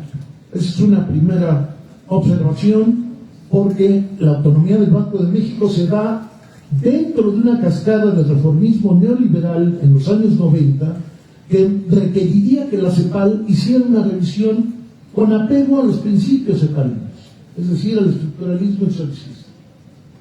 La segunda cuestión que me parece importante es de Celso Furtado y Noyola constituían lo que Prebisch llamaba la división roja, y el rojo asociado al socialismo dentro de la propia CEPAL. Decía Celso Furtado: si queremos crecer hacia adentro, y piensen que el plan de desarrollo del primer gobierno de la 4T dice que vamos a crecer con arreglo al mercado interno, lo que tiene que hacer es que crezcan los salarios. El crecimiento de los salarios mínimos no ha tenido capacidad de arrastre sobre los contractuales, y en esta universidad ganamos menos de lo que la inflación nos arroja cada año. La negociación no nos lleva a igualar el crecimiento de los salarios contractuales con los reales, con los mínimos. ¿Qué significa esta cuestión? Que no estamos cumpliendo con la lógica del propio plan de desarrollo, que es crecer con arreglo al mercado interno. Y entonces el crecimiento mexicano se explica por la industrialización de las exportaciones. México deja de ser parte de América Latina por aliarse con los Estados Unidos y Canadá, y Brasil pide la expulsión de México de la ALADI porque México violenta la reglamentación de la ALADI al firmar un acuerdo que no incluye al resto de países de la América Latina. ¿Qué significa esta cuestión? Que México no es parte de América Latina en sentido estricto. Y entonces estamos creciendo hacia afuera. Y Furtado nos diría, si quieres crecer hacia afuera, castiga los salarios, para que lo que ofrezcas sea una mano de obra más barata. Tenemos salarios menores a los que hay en China. Y China ingresa al juego con salarios miserables. Este es el asunto. ¿Qué ha pasado? Que todos los componentes tecnológicos de los que nos habló Juan Carlos sí los incorporaron en China, y aquí simplemente no sucede. Tenemos una mano de obra muy barata, pero muy poco calificada. Y tenemos, yo agregaría, para terminar, una trampa que mencionaba Jaime Ross y que no menciona Juan Carlos en las tres trampas que aparecen al final. La llamada trampa fiscal. Tenemos malos servicios porque el gobierno tiene pocos ingresos, y el gobierno no puede tener más ingresos porque tenemos malos servicios. Esa es una trampa fiscal. No tenemos capacidad de persuasión. Pero el día de ayer empezó un diálogo entre el gobierno y el capital en México, que es del todo ficticio por el lado empresarial. El lado empresarial dice: el gobierno anterior y el presente han elevado los costos contractuales en 30%. Ya nos lo planteó Juan Carlos. ¿Cuántos trabajadores perciben el salario mínimo? Y es solamente ahí donde hay un incremento en los costos contractuales. Entonces el argumento es otro. No se quiere el éxito de una alternativa que ideológicamente es repugnante para el capital, como la que se presenta la 4T, más las contradicciones de la 4T, porque nos ha dicho López Obrador, y ahora nos dice Claudia Sheinbaum, no vamos a hacer una reforma fiscal, pero no nos dicen por qué. Y a mí me llama mucho la atención que en materia fiscal las recomendaciones de la CEPAL no incluyan una reforma fiscal, sino mayor eficiencia en la recaudación. Y creo yo que sí hay que plantear, como se planteaba en los tiempos en los que la CEPAL dialogaba con los gobiernos, que sí se requiere con urgencia una reforma fiscal. El Plan México a mí me parece muy exitoso en términos teóricos, y se ve muy fuerte la mano de Mariana Mazzucato en el término de emisiones. Así escribió su libro más reciente, Misión Economía, y en todo el plan hay esta idea. Pero los recursos, el primer paso lo tiene que dar el gobierno con recursos públicos. Así es la historia de la política económica en América Latina. Si el Estado no mueve algo, no hay ninguna reacción empresarial, no tenemos burguesía, tenemos una caricatura. Recuerden a Wunderfrank, que también tuvo su paso por la CEPAL, diciendo que teníamos un lumpen desarrollo porque teníamos una lumpen burguesía en América Latina. Muchísimas gracias por su atención y felicidades al ponente. Gracias,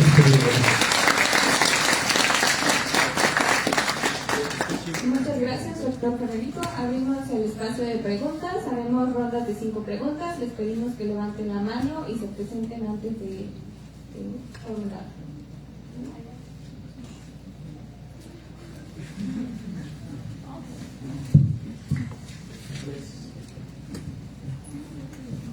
Bueno, buenas tardes. Maestro Sotelo, su intervención me pareció bastante interesante para generar un nuevo paradigma de cómo se estructuran las políticas y las recomendaciones de las organizaciones internacionales. Y también su ponencia me pareció bastante interesante, muy nutrida.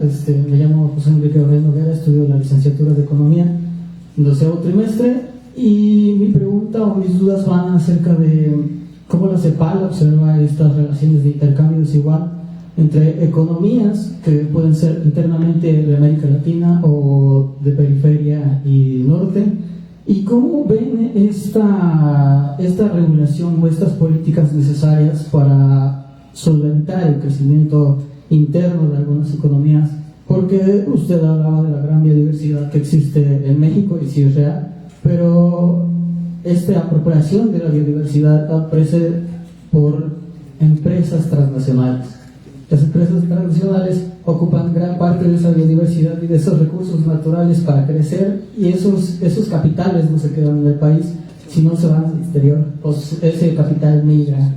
Entonces hay una necesidad de parte de la CEPAL de regular estas instituciones transnacionales, o cómo hay que intermediar para que el crecimiento interior de América Latina sea sustentable realmente, con esas ideas que tenían muy buenas de energías limpias, renovables. O sea, que estas energías limpias y renovables no se producen con la tecnología en América Latina, se produce el aprovechamiento de los recursos minerales para aprovechar en economías desarrolladas.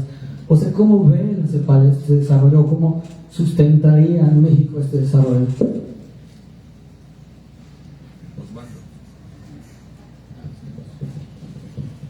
Hola, mucho gusto, Osvaldo López para servirles. Mi pregunta va dirigida un poquito más al contexto mexicano para el que nos encontramos, porque radica la exposición que todo apunta hacia un punto eje, y es la corrupción. La corrupción, la pregunta aquí sería, ¿realmente la corrupción nos ha llevado a este punto en el cual estamos, yo siempre denomino que es como un resultado económico al cual es un proceso de años y nos ha llevado a estas condiciones? Mi pregunta aquí es, ¿realmente esta parte de la corrupción juega un papel importante en el crecimiento y desarrollo económico en el contexto actual mexicano? Dado que hemos llegado a estar actualmente crear estas secretarías que es buen gobierno, tuvimos que llegar a esas conjeturas de realmente crear una secretaría de un buen gobierno para tener resultados económicos, y dado que se ha implementado ese tipo de secretarías, ¿creen que sería necesariamente, más que nada, crear otro tipo de organismos para erradicar este tipo de corrupción? ¿O ya es meramente de las personas que es una cuestión más moral, más de ética? ¿O simplemente es quitar ese tipo de personas y meter otro tipo de personas que van por un bienestar social y no un bienestar común? Y otra de mis preguntas, y no sé qué tan burla y vaga la vean, es: yo he pensado, si estamos apoyando este Plan México y estamos apoyando empresarios, ¿creen que si nosotros tuviéramos la facilidad de meter a algún empresario al poder, sería más para sus beneficios propios del empresario, o habría un mejor resultado para la población con su conjunto? Meter ese tipo de personas que no ven por un bienestar común, no sé, no he tenido la oportunidad de hablar con un empresario de esos niveles, o si este empresario llegara a este poder, vería más por un bienestar social y no para un bienestar común. Me gustaría ver sus opiniones tanto del profesor Federico y del maestro Juan Carlos.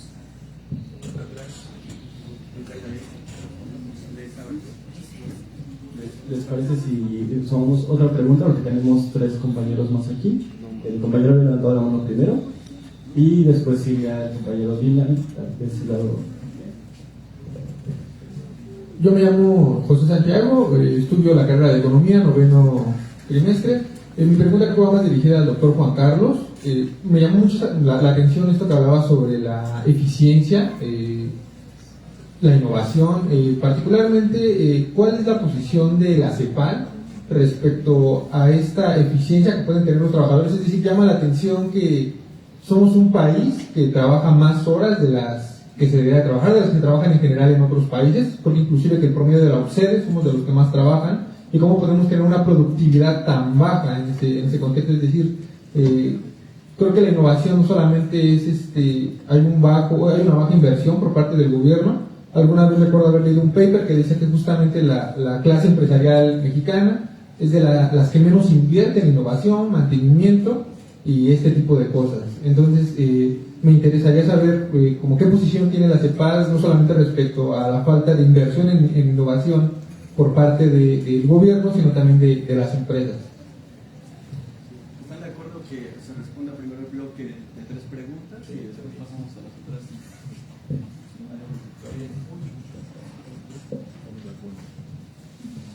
Muchas gracias. Sí, muy interesantes las preguntas, y sí, hemos hecho en la CEPAL, como ustedes saben,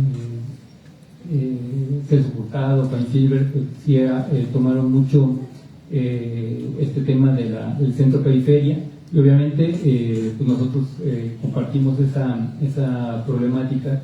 o esa preocupación en el sentido de que, pues a pesar del avance que han tenido los países de América Latina y el Caribe, que como vimos México pues ha tenido algunos avances importantes, pues todavía seguimos siendo países en general en América Latina y el Caribe que dependemos de la innovación, de la tecnología de los países desarrollados, particularmente de los Estados Unidos. Digamos, este es uno de los temas que hemos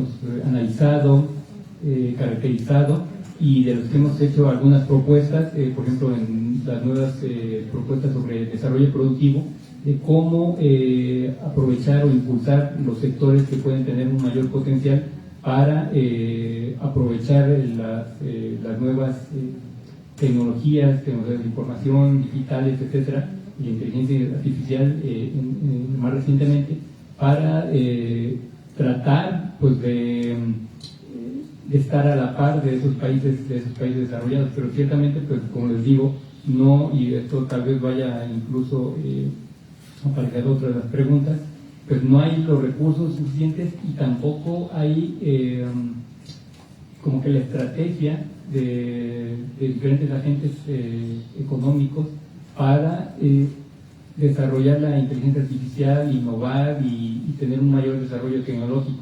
Lamentablemente, pues mucho de lo que se quiere hacer pues es tener ganancias, ¿no? Y no se ve con esa visión de desarrollo que pues debería ser, digamos, deseable, pero bueno, obviamente las personas, los empresarios no tienen la obligación de hacer eso, pero el Estado sí. Entonces por eso nosotros hacemos hincapié en que a partir de una buena estrategia, de una buena planeación del Estado, se pueden mejorar esas condiciones de desarrollo, de impulso a la innovación, a la tecnología, que puedan dinamizar el crecimiento y el desarrollo de un país. Entonces debe de salir del Estado, porque son muchas inercias e intereses en los agentes económicos, y pues obviamente no van por una situación particular querer cambiarla, ¿no?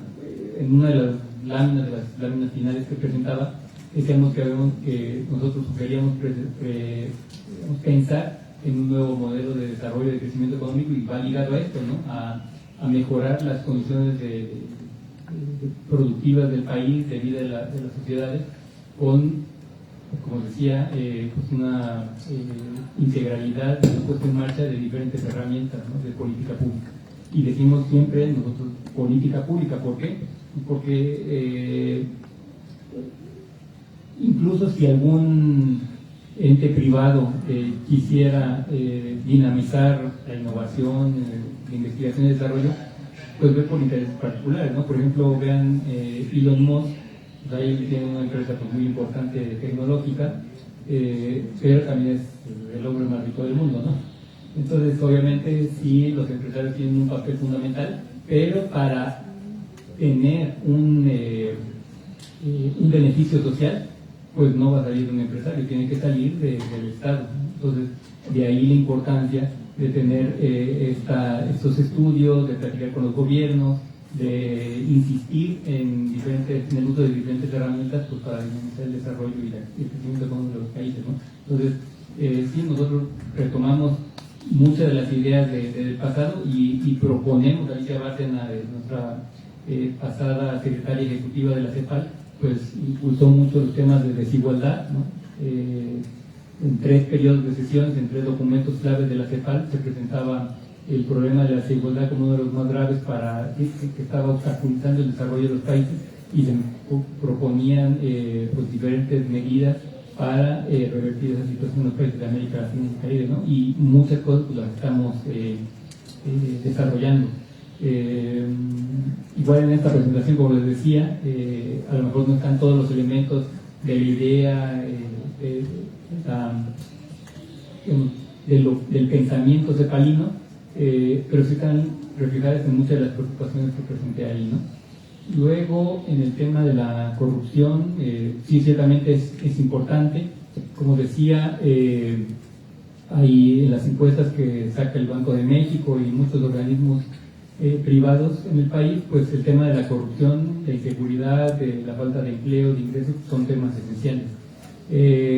Y si es necesario crear un organismo para erradicar la corrupción o solamente confiar en las personas, bueno, lamentablemente en el mundo lo que se ha visto es que no solamente hay que depender de la creencia o de la voluntad de una persona, y por eso decíamos también en una de las láminas finales, hay que incrementar la institucionalidad y la gobernanza. ¿Por qué? Porque con reglas claras, solamente así se puede asegurar que no solamente dependamos de la voluntad de una persona, sino que toda una institución, un país, un régimen político pueda seguir esa senda sin tener como que esa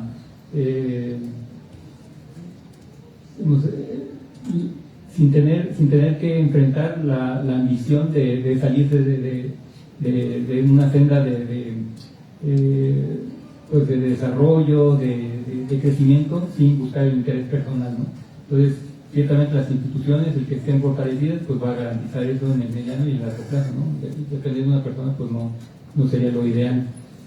Sobre el Plan México y beneficios de apoyar al empresariado o a un empresario, pues eso ya depende de las personas, ¿no? De a quién quieran apoyar. Por ejemplo, vean cómo en Estados Unidos apoyó a Donald Trump y lo que está viviendo no solo Estados Unidos, sino el mundo, ¿no? Entonces, por eso depende, o sea, yo creo que sí tenemos que no depender de una persona, sino de una institución. Y hay empresarios muy buenos que tienen una responsabilidad social pues muy amplia, que se preocupan por las personas, pero pues ya la sociedad mexicana decidirá quién sería una buena persona para pues, gobernar e impulsar el crecimiento y desarrollo del país, ¿no? Y sobre la productividad, pues sí, lamentablemente en México somos uno de los países quienes más trabajamos, pero tomen en cuenta que la productividad no solamente está medida por las personas quienes están en el ámbito formal, también están en la informalidad, ¿no? Y entonces eso hace que la productividad sea muy baja. No solamente el ingreso es bajo de las personas quienes trabajan en la informalidad, sino también el valor agregado. Y eso es lo malo. Que la aportación que tienen, aunque trabajen muchísimas horas, pues tienen una poco contribución al valor agregado a la producción del país, y eso hace que la relación entre tiempo de trabajo y producción pues sea bajo en México y que siga aumentando, por ejemplo, en los Estados Unidos. Una persona, por ejemplo, que no trabaja tantas horas en Estados Unidos o en cualquier país desarrollado, pero que hace uso de la tecnología, de la innovación, puede tener mayores contribuciones al valor agregado que una persona pues, que no tiene esas capacidades, ¿no? Por ejemplo, esas herramientas al lado. Entonces, es una cuestión ahí de equilibrar los instrumentos, las herramientas que se tienen para impulsar esa productividad, ¿no? Una persona que tiene pocos años de estudio, que se enferma, ¿no? Que no tiene acceso a la seguridad social, pues va a acudir menos a sus lugares de trabajo, menos va a poder hacer frente a los retos que se le presentan día con día en su trabajo. O sea, no solamente un estudiante, sino una persona que está en su vida laboral se enfrenta a retos que a veces uno ni se imagina, ¿no? Y saben, por ejemplo, lo que está ligado a la niñez, a los problemas de pobreza, de salud y de alimentación. ¿Saben cuántas veces baja la capacidad cognitiva de un niño que está mal alimentado? Entre 2 y 3 veces. O sea, imagínense, o sea, y por eso pues, no se resuelven bien los problemas de matemáticas, ¿no? O sea, está mal el sistema educativo, pero también si no estamos bien alimentados, obviamente no vamos a tener la capacidad para reflexionar y para ser conscientes de los problemas que nos enfrentamos, ¿no? Entonces todo eso va ligado. Entonces son temas que son integrales ahí y que pues afectan la productividad y afectan el ingreso, el consumo y toda la actividad productiva de un país en general, ¿no? Eso sería. Tenemos 4 intervenciones más, podemos tomarlas y para ya empezar a cerrar el compartir. ¿Sí? Sí, muy brevemente. En esa cuestión de la corrupción. En economía institucional ustedes debieron ver, porque ya pasaste por ahí, ¿por qué le dan el premio Nobel de Economía a Donald Quast? ¿Y qué término es este de costos de transacción? Entre más altos son los costos de transacción, que no tienen que ver con la calidad de la producción, mayores niveles de corrupción existen. Y en México son altísimos los costos de transacción. Entonces, el problema que lo mencionó muy bien Juan Carlos, un economista lo dice la recepción del premio Nobel en un momento clave, la economía es la reina de las ciencias sociales porque interactúa con el resto de las ciencias sociales.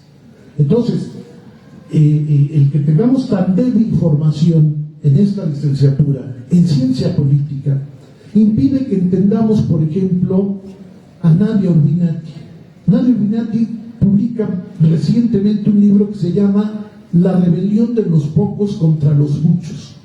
Cómo los 1.000 millonarios se adueñan del poder y al adueñarse del poder se lo quitan al resto. Tú ves el gabinete que tiene el presidente Trump en los Estados Unidos y está lleno de 1.000 millonarios. ¿Para qué? Para seguir siendo 1.000 millonarios desde la propia gestión del Estado. Esa es la función en la que están metidos. Entonces, sí, la corrupción es muy alta. Sobre la productividad, yo creo que hablar en términos muy agregados tiene un riesgo. Las filiales de las industrias estadounidenses automotrices en México tienen más productividad en la fuerza de trabajo que en los Estados Unidos. Entonces, la productividad no es una función del trabajo, es una función de la inversión. Y quien tiene que estar buscando la innovación es el empresario, pero se tiene que sacudir la holganza con la que participa en el desarrollo.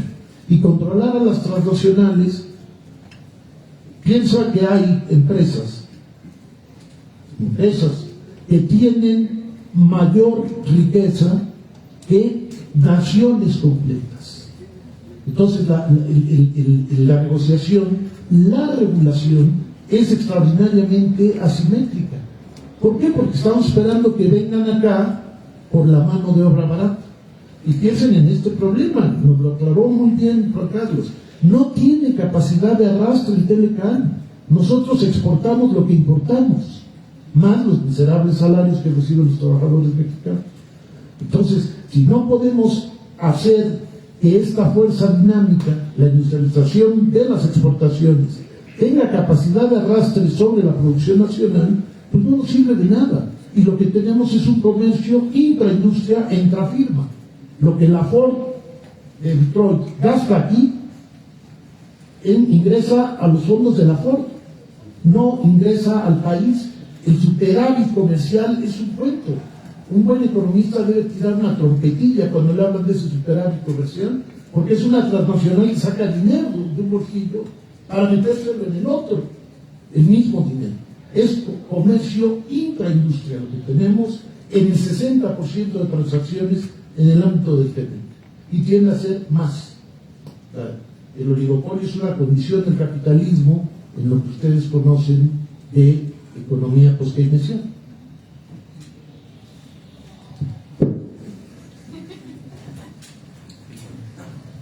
Bueno, yo voy a comentar, continuar con la serie de preguntas que estábamos comentando ahorita, pero primero voy a entrar con una pequeña introducción, justamente. En 1950, Raúl Sauch, me parece, igual miembro de la CEPAL, sacó una tesis llamada la dependencia de estos países, la dependencia de los países pequeños hacia los países grandes.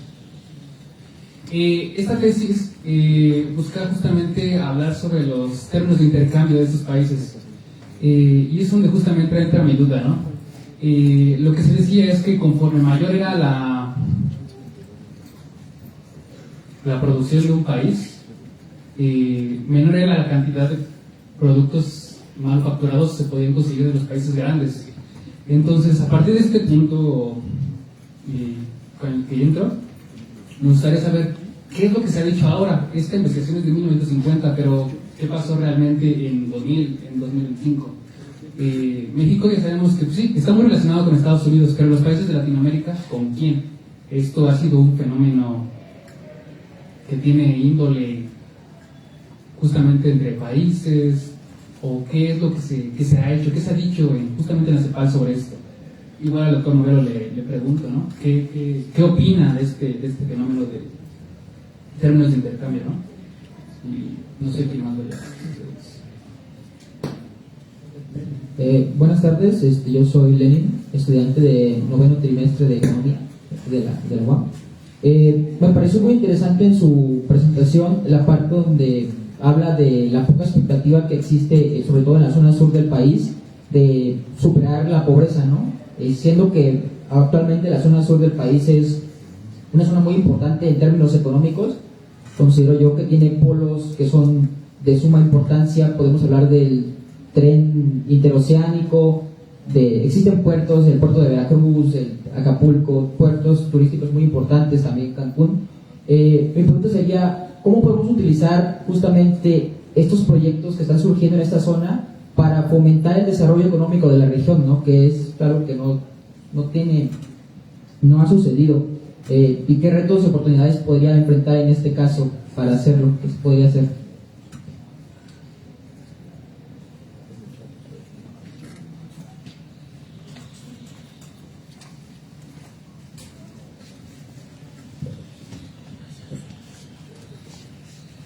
Muchas gracias por el paso del micrófono. Yo me llamo Fermín, también soy estudiante de 9º trimestre de la licenciatura de Economía. Y particularmente a mí me llamó mucho la atención una de las gráficas que nos mostró respecto al sector informal y el sector formal del trabajo. Lo que pude notar es una evidente rigidez en términos del sector informal para integrarse ante los proyectos que se han propuesto por parte del gobierno para poder incorporarse a esta masiva recaudación fiscal que se pretende.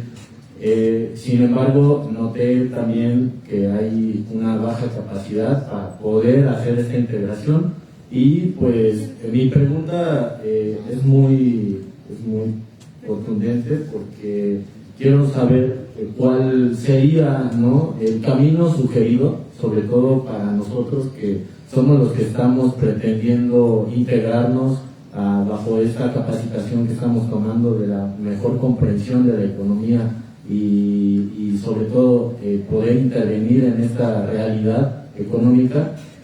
¿Cómo podemos nosotros ayudar? Y creo que va un poco encaminada a la pregunta que hizo mi compañero Lenny, de cómo podemos ayudar para integrar de mejor manera estos dos sectores. Porque si bien esa gráfica muestra que, o lo que yo puedo leer, que podría tratarse también de una ausencia o de una carencia de oferta de valor del sector formal para poder captar a todo este personal activo del sector informal y por supuesto que una clara desviación de estos proyectos que no logran consolidar esta integración que pretenden. Entonces, ¿cuál sería ese primer acercamiento que nosotros podemos tener para mejorar esta oferta que se está proponiendo para poder captar este sector y evidentemente poder tener una mejor integración y con ello pues, pretender que los niveles de salario puedan empezar a incrementar y de alguna manera también la captación de trabajo formal? Muchas gracias.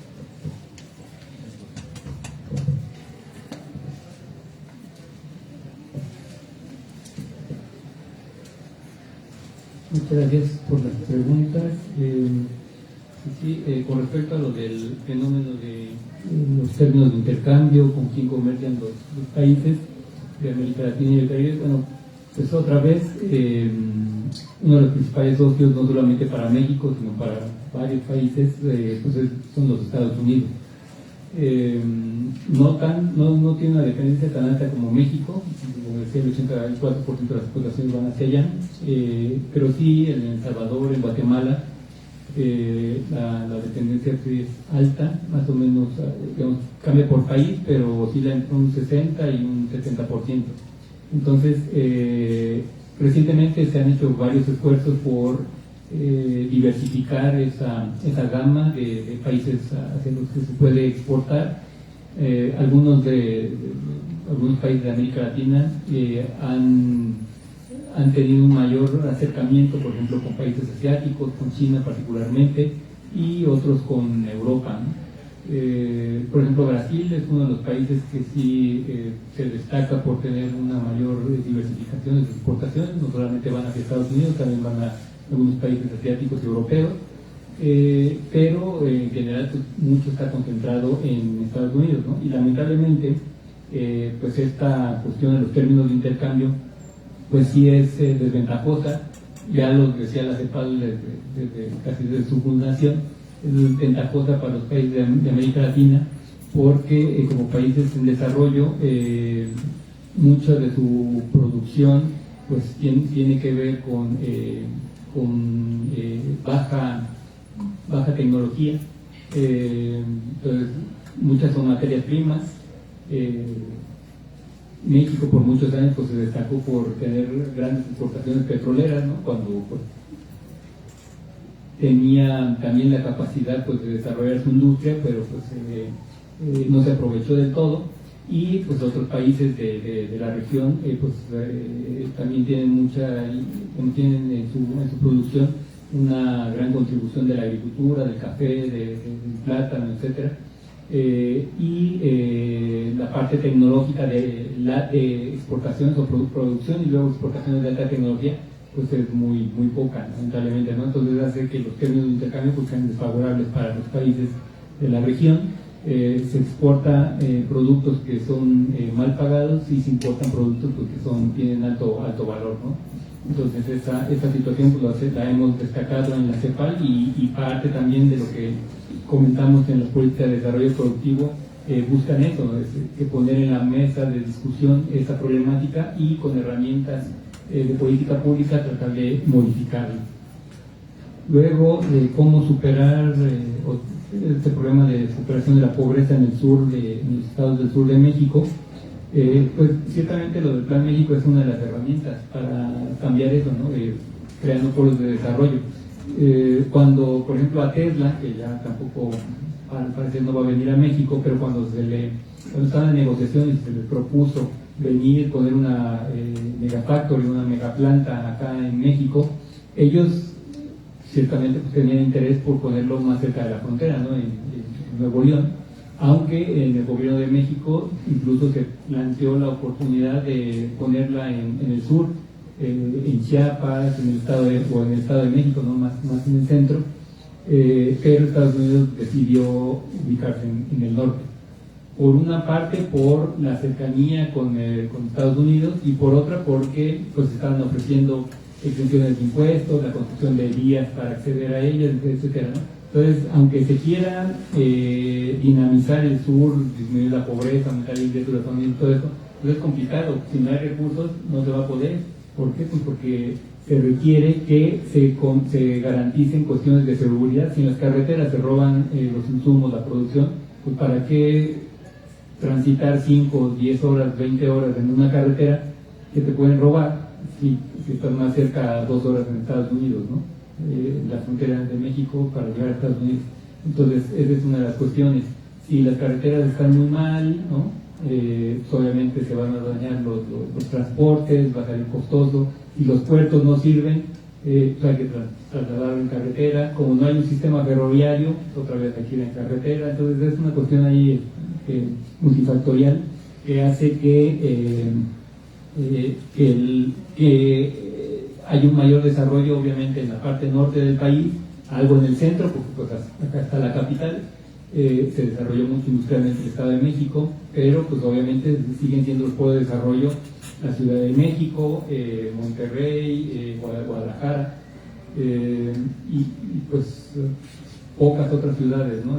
San Luis Potosí, Querétaro, que se ha desarrollado recientemente, pero son pocos, y parte del desarrollo de San Luis Potosí y de Querétaro tiene que ver con eso. con que hubo mucha inversión en el capital humano, se pusieron tecnológicos, universidades que crearon pues una población joven bastante calificada, se dieron subsidios, etcétera, y fue como se desarrolló. Pero si no se da eso, pues pocas oportunidades hay en el resto del país, ¿no? Por eso los de desarrollo, pero como decimos, hace falta financiamiento. Y de la integración del sector formal, de tratar de eliminar o de reducir la informalidad para que sea más formal y aprovechar las ventajas, los beneficios de estar en este sector, pues se han hecho algunos planes, pero han sido insuficientes. De hecho, parte del crecimiento de la planta laboral o del número de personas afiliadas en el Instituto Mexicano de Seguro Social hace como 5 años, se debió a planes para integrar a las personas de la formalidad e informalidad, ¿no? Se daban algunos beneficios fiscales a empresas que integraban a jóvenes sin tener experiencia laboral. Había algunos temas de subsidios también para el pago del IMSS, etcétera, ¿no? Entonces ha habido algunos programas, pero lo que mejor ayuda pues no son estos programas en el mediano y largo plazo, sino crear capacidades productivas. O sea, si no hay oportunidades laborales, si hay pocos empleos o si hay algún empleo está mal remunerado, pues obviamente las personas van a decir, pues mejor yo vendo algo en la calle, utilizo al 100% el tiempo que yo tengo y tengo algún ingreso aunque sea mínimo, ¿no? Pero si hay más empleos bien remunerados, pues obviamente pues las personas van a estar ahí, ¿no? Por eso hay creación importante de empleos en Nuevo León, en Querétaro, etcétera, porque por muchos años llegaron estas plantas armadoras, ¿no? Automotrices, que pagaban bien y que ofrecían esa oportunidad. Entonces muchas personas obviamente veían con mayor interés estar en la formalidad que en la informalidad, ¿no? Pero se requiere de oportunidades, o sea, no es algo espontáneo de decir, bueno, por ley todas estas personas ahora están en la formalidad, porque es imposible, ¿no? O sea, los costos laborales de una empresa no son el salario solamente. Dos partes de esas, o sea, tienen que ver con las pensiones y la seguridad social. O sea, si a alguna persona le pagan 10,000 pesos, una empresa paga más, tiene que desembolsar como 30,000 para tener un empleado. Pues no es tan fácil. O sea, a veces decimos, hay esos empresarios que le pagan mal a la gente. Todo eso sí, o sea, ahí, como decía el profesor hace rato, obviamente hay salarios pues de miseria, ¿no? Ajá. Pero también hay que entender que la carga laboral no es tan sencilla. Entonces, obviamente el Estado debería de impulsar esto para hacer una carga laboral que sea aceptable y que responda pues a las necesidades de la población, ¿no? Entonces, cada año más o menos se requieren casi 1 millón de empleos, de generación de empleos para absorber a todos los jóvenes que salen de educación preparatoria, secundaria, bueno, de cualquier nivel, pero digamos de educación preparatoria y superior, casi 1 millón de empleos, y solamente en promedio se generan algo así como 400,000, 500,000, ¿no? Ahora ha habido, ustedes lo pudieron ver en los registros del IMSS, de hecho más bien despidos. ¿Por qué? Porque la actividad económica está cayendo. Entonces, ¿qué se requiere? Pues más inversión, que haya una actividad económica sostenida y sostenible en el largo plazo. ¿Por qué? Porque si no hay, obviamente va a haber menos empleos y menos beneficios para la población, menos ingresos, etcétera, ¿no? Y creo que sí, esas serían las preguntas. Muchas gracias. Hay una cuestión que se plantea en la crítica a la globalización en términos de quién nos impuso la división internacional del trabajo. Y esto se remonta a la historia. Es decir, América Latina juega un papel muy importante en la creación de un mercado mundial de alimentos, y en términos marxistas eso hace posible la creación de la pluralidad relativa. Pero el hecho concreto es que un país que se especializa en producir materias primas de alimentos y en exportarlos, en realidad se especializa en ser pobre. Y es una especialización que se los impone. Del otro, pues me parece muy acertado. Aunque yo creo que hay que diferenciar las inversiones en el sur. Yo creo que es muy atinado el tren interoceánico, sobre todo por las deficiencias, las falencias en las que empieza a caer el canal de Panamá. Pero los costos ambientales del Tren Maya son brutales y el retorno no existe. Yo creo que sobre esto de la formalidad y la informalidad hay una cosa en la que antes insistía mucho la CEPAL y que México se volvió realmente paradigmático para América Latina: la banca de desarrollo. El producto brasileño depende fuertemente de Bandes, y Bandes se formaron los cuadros principales en los pasillos de Nacional Financiera en México, y el gobierno neoliberal y el actual, a los dos les ha importado un pito la banca de desarrollo, que sería clave para atender aquello que no es aparentemente rentable para el capital privado. Bueno, a nombre de la comunidad universitaria en general y de nuestro consejero divisional Ulises Morales, le queremos dar un reconocimiento al doctor Juan Carlos Rivas Valdivia por su participación y por brindarnos un análisis de la situación económica actual.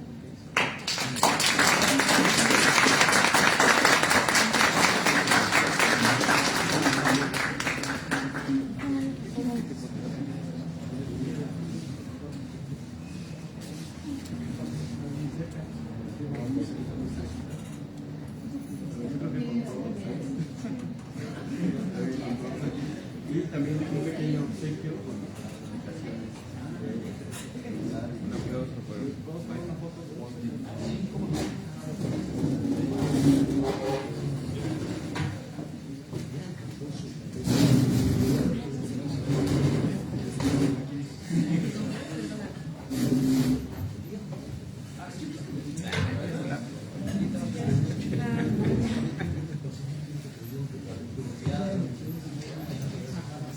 Por favor, ahí está, por favor.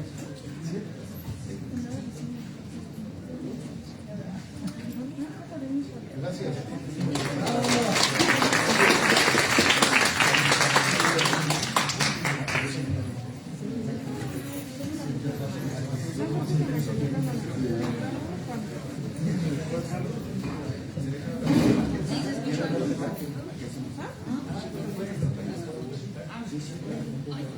Ya nos ubican.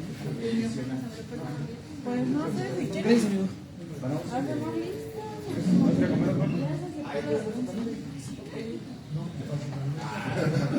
Órale.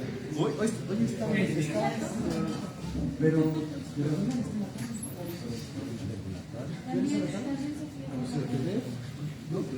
Órale.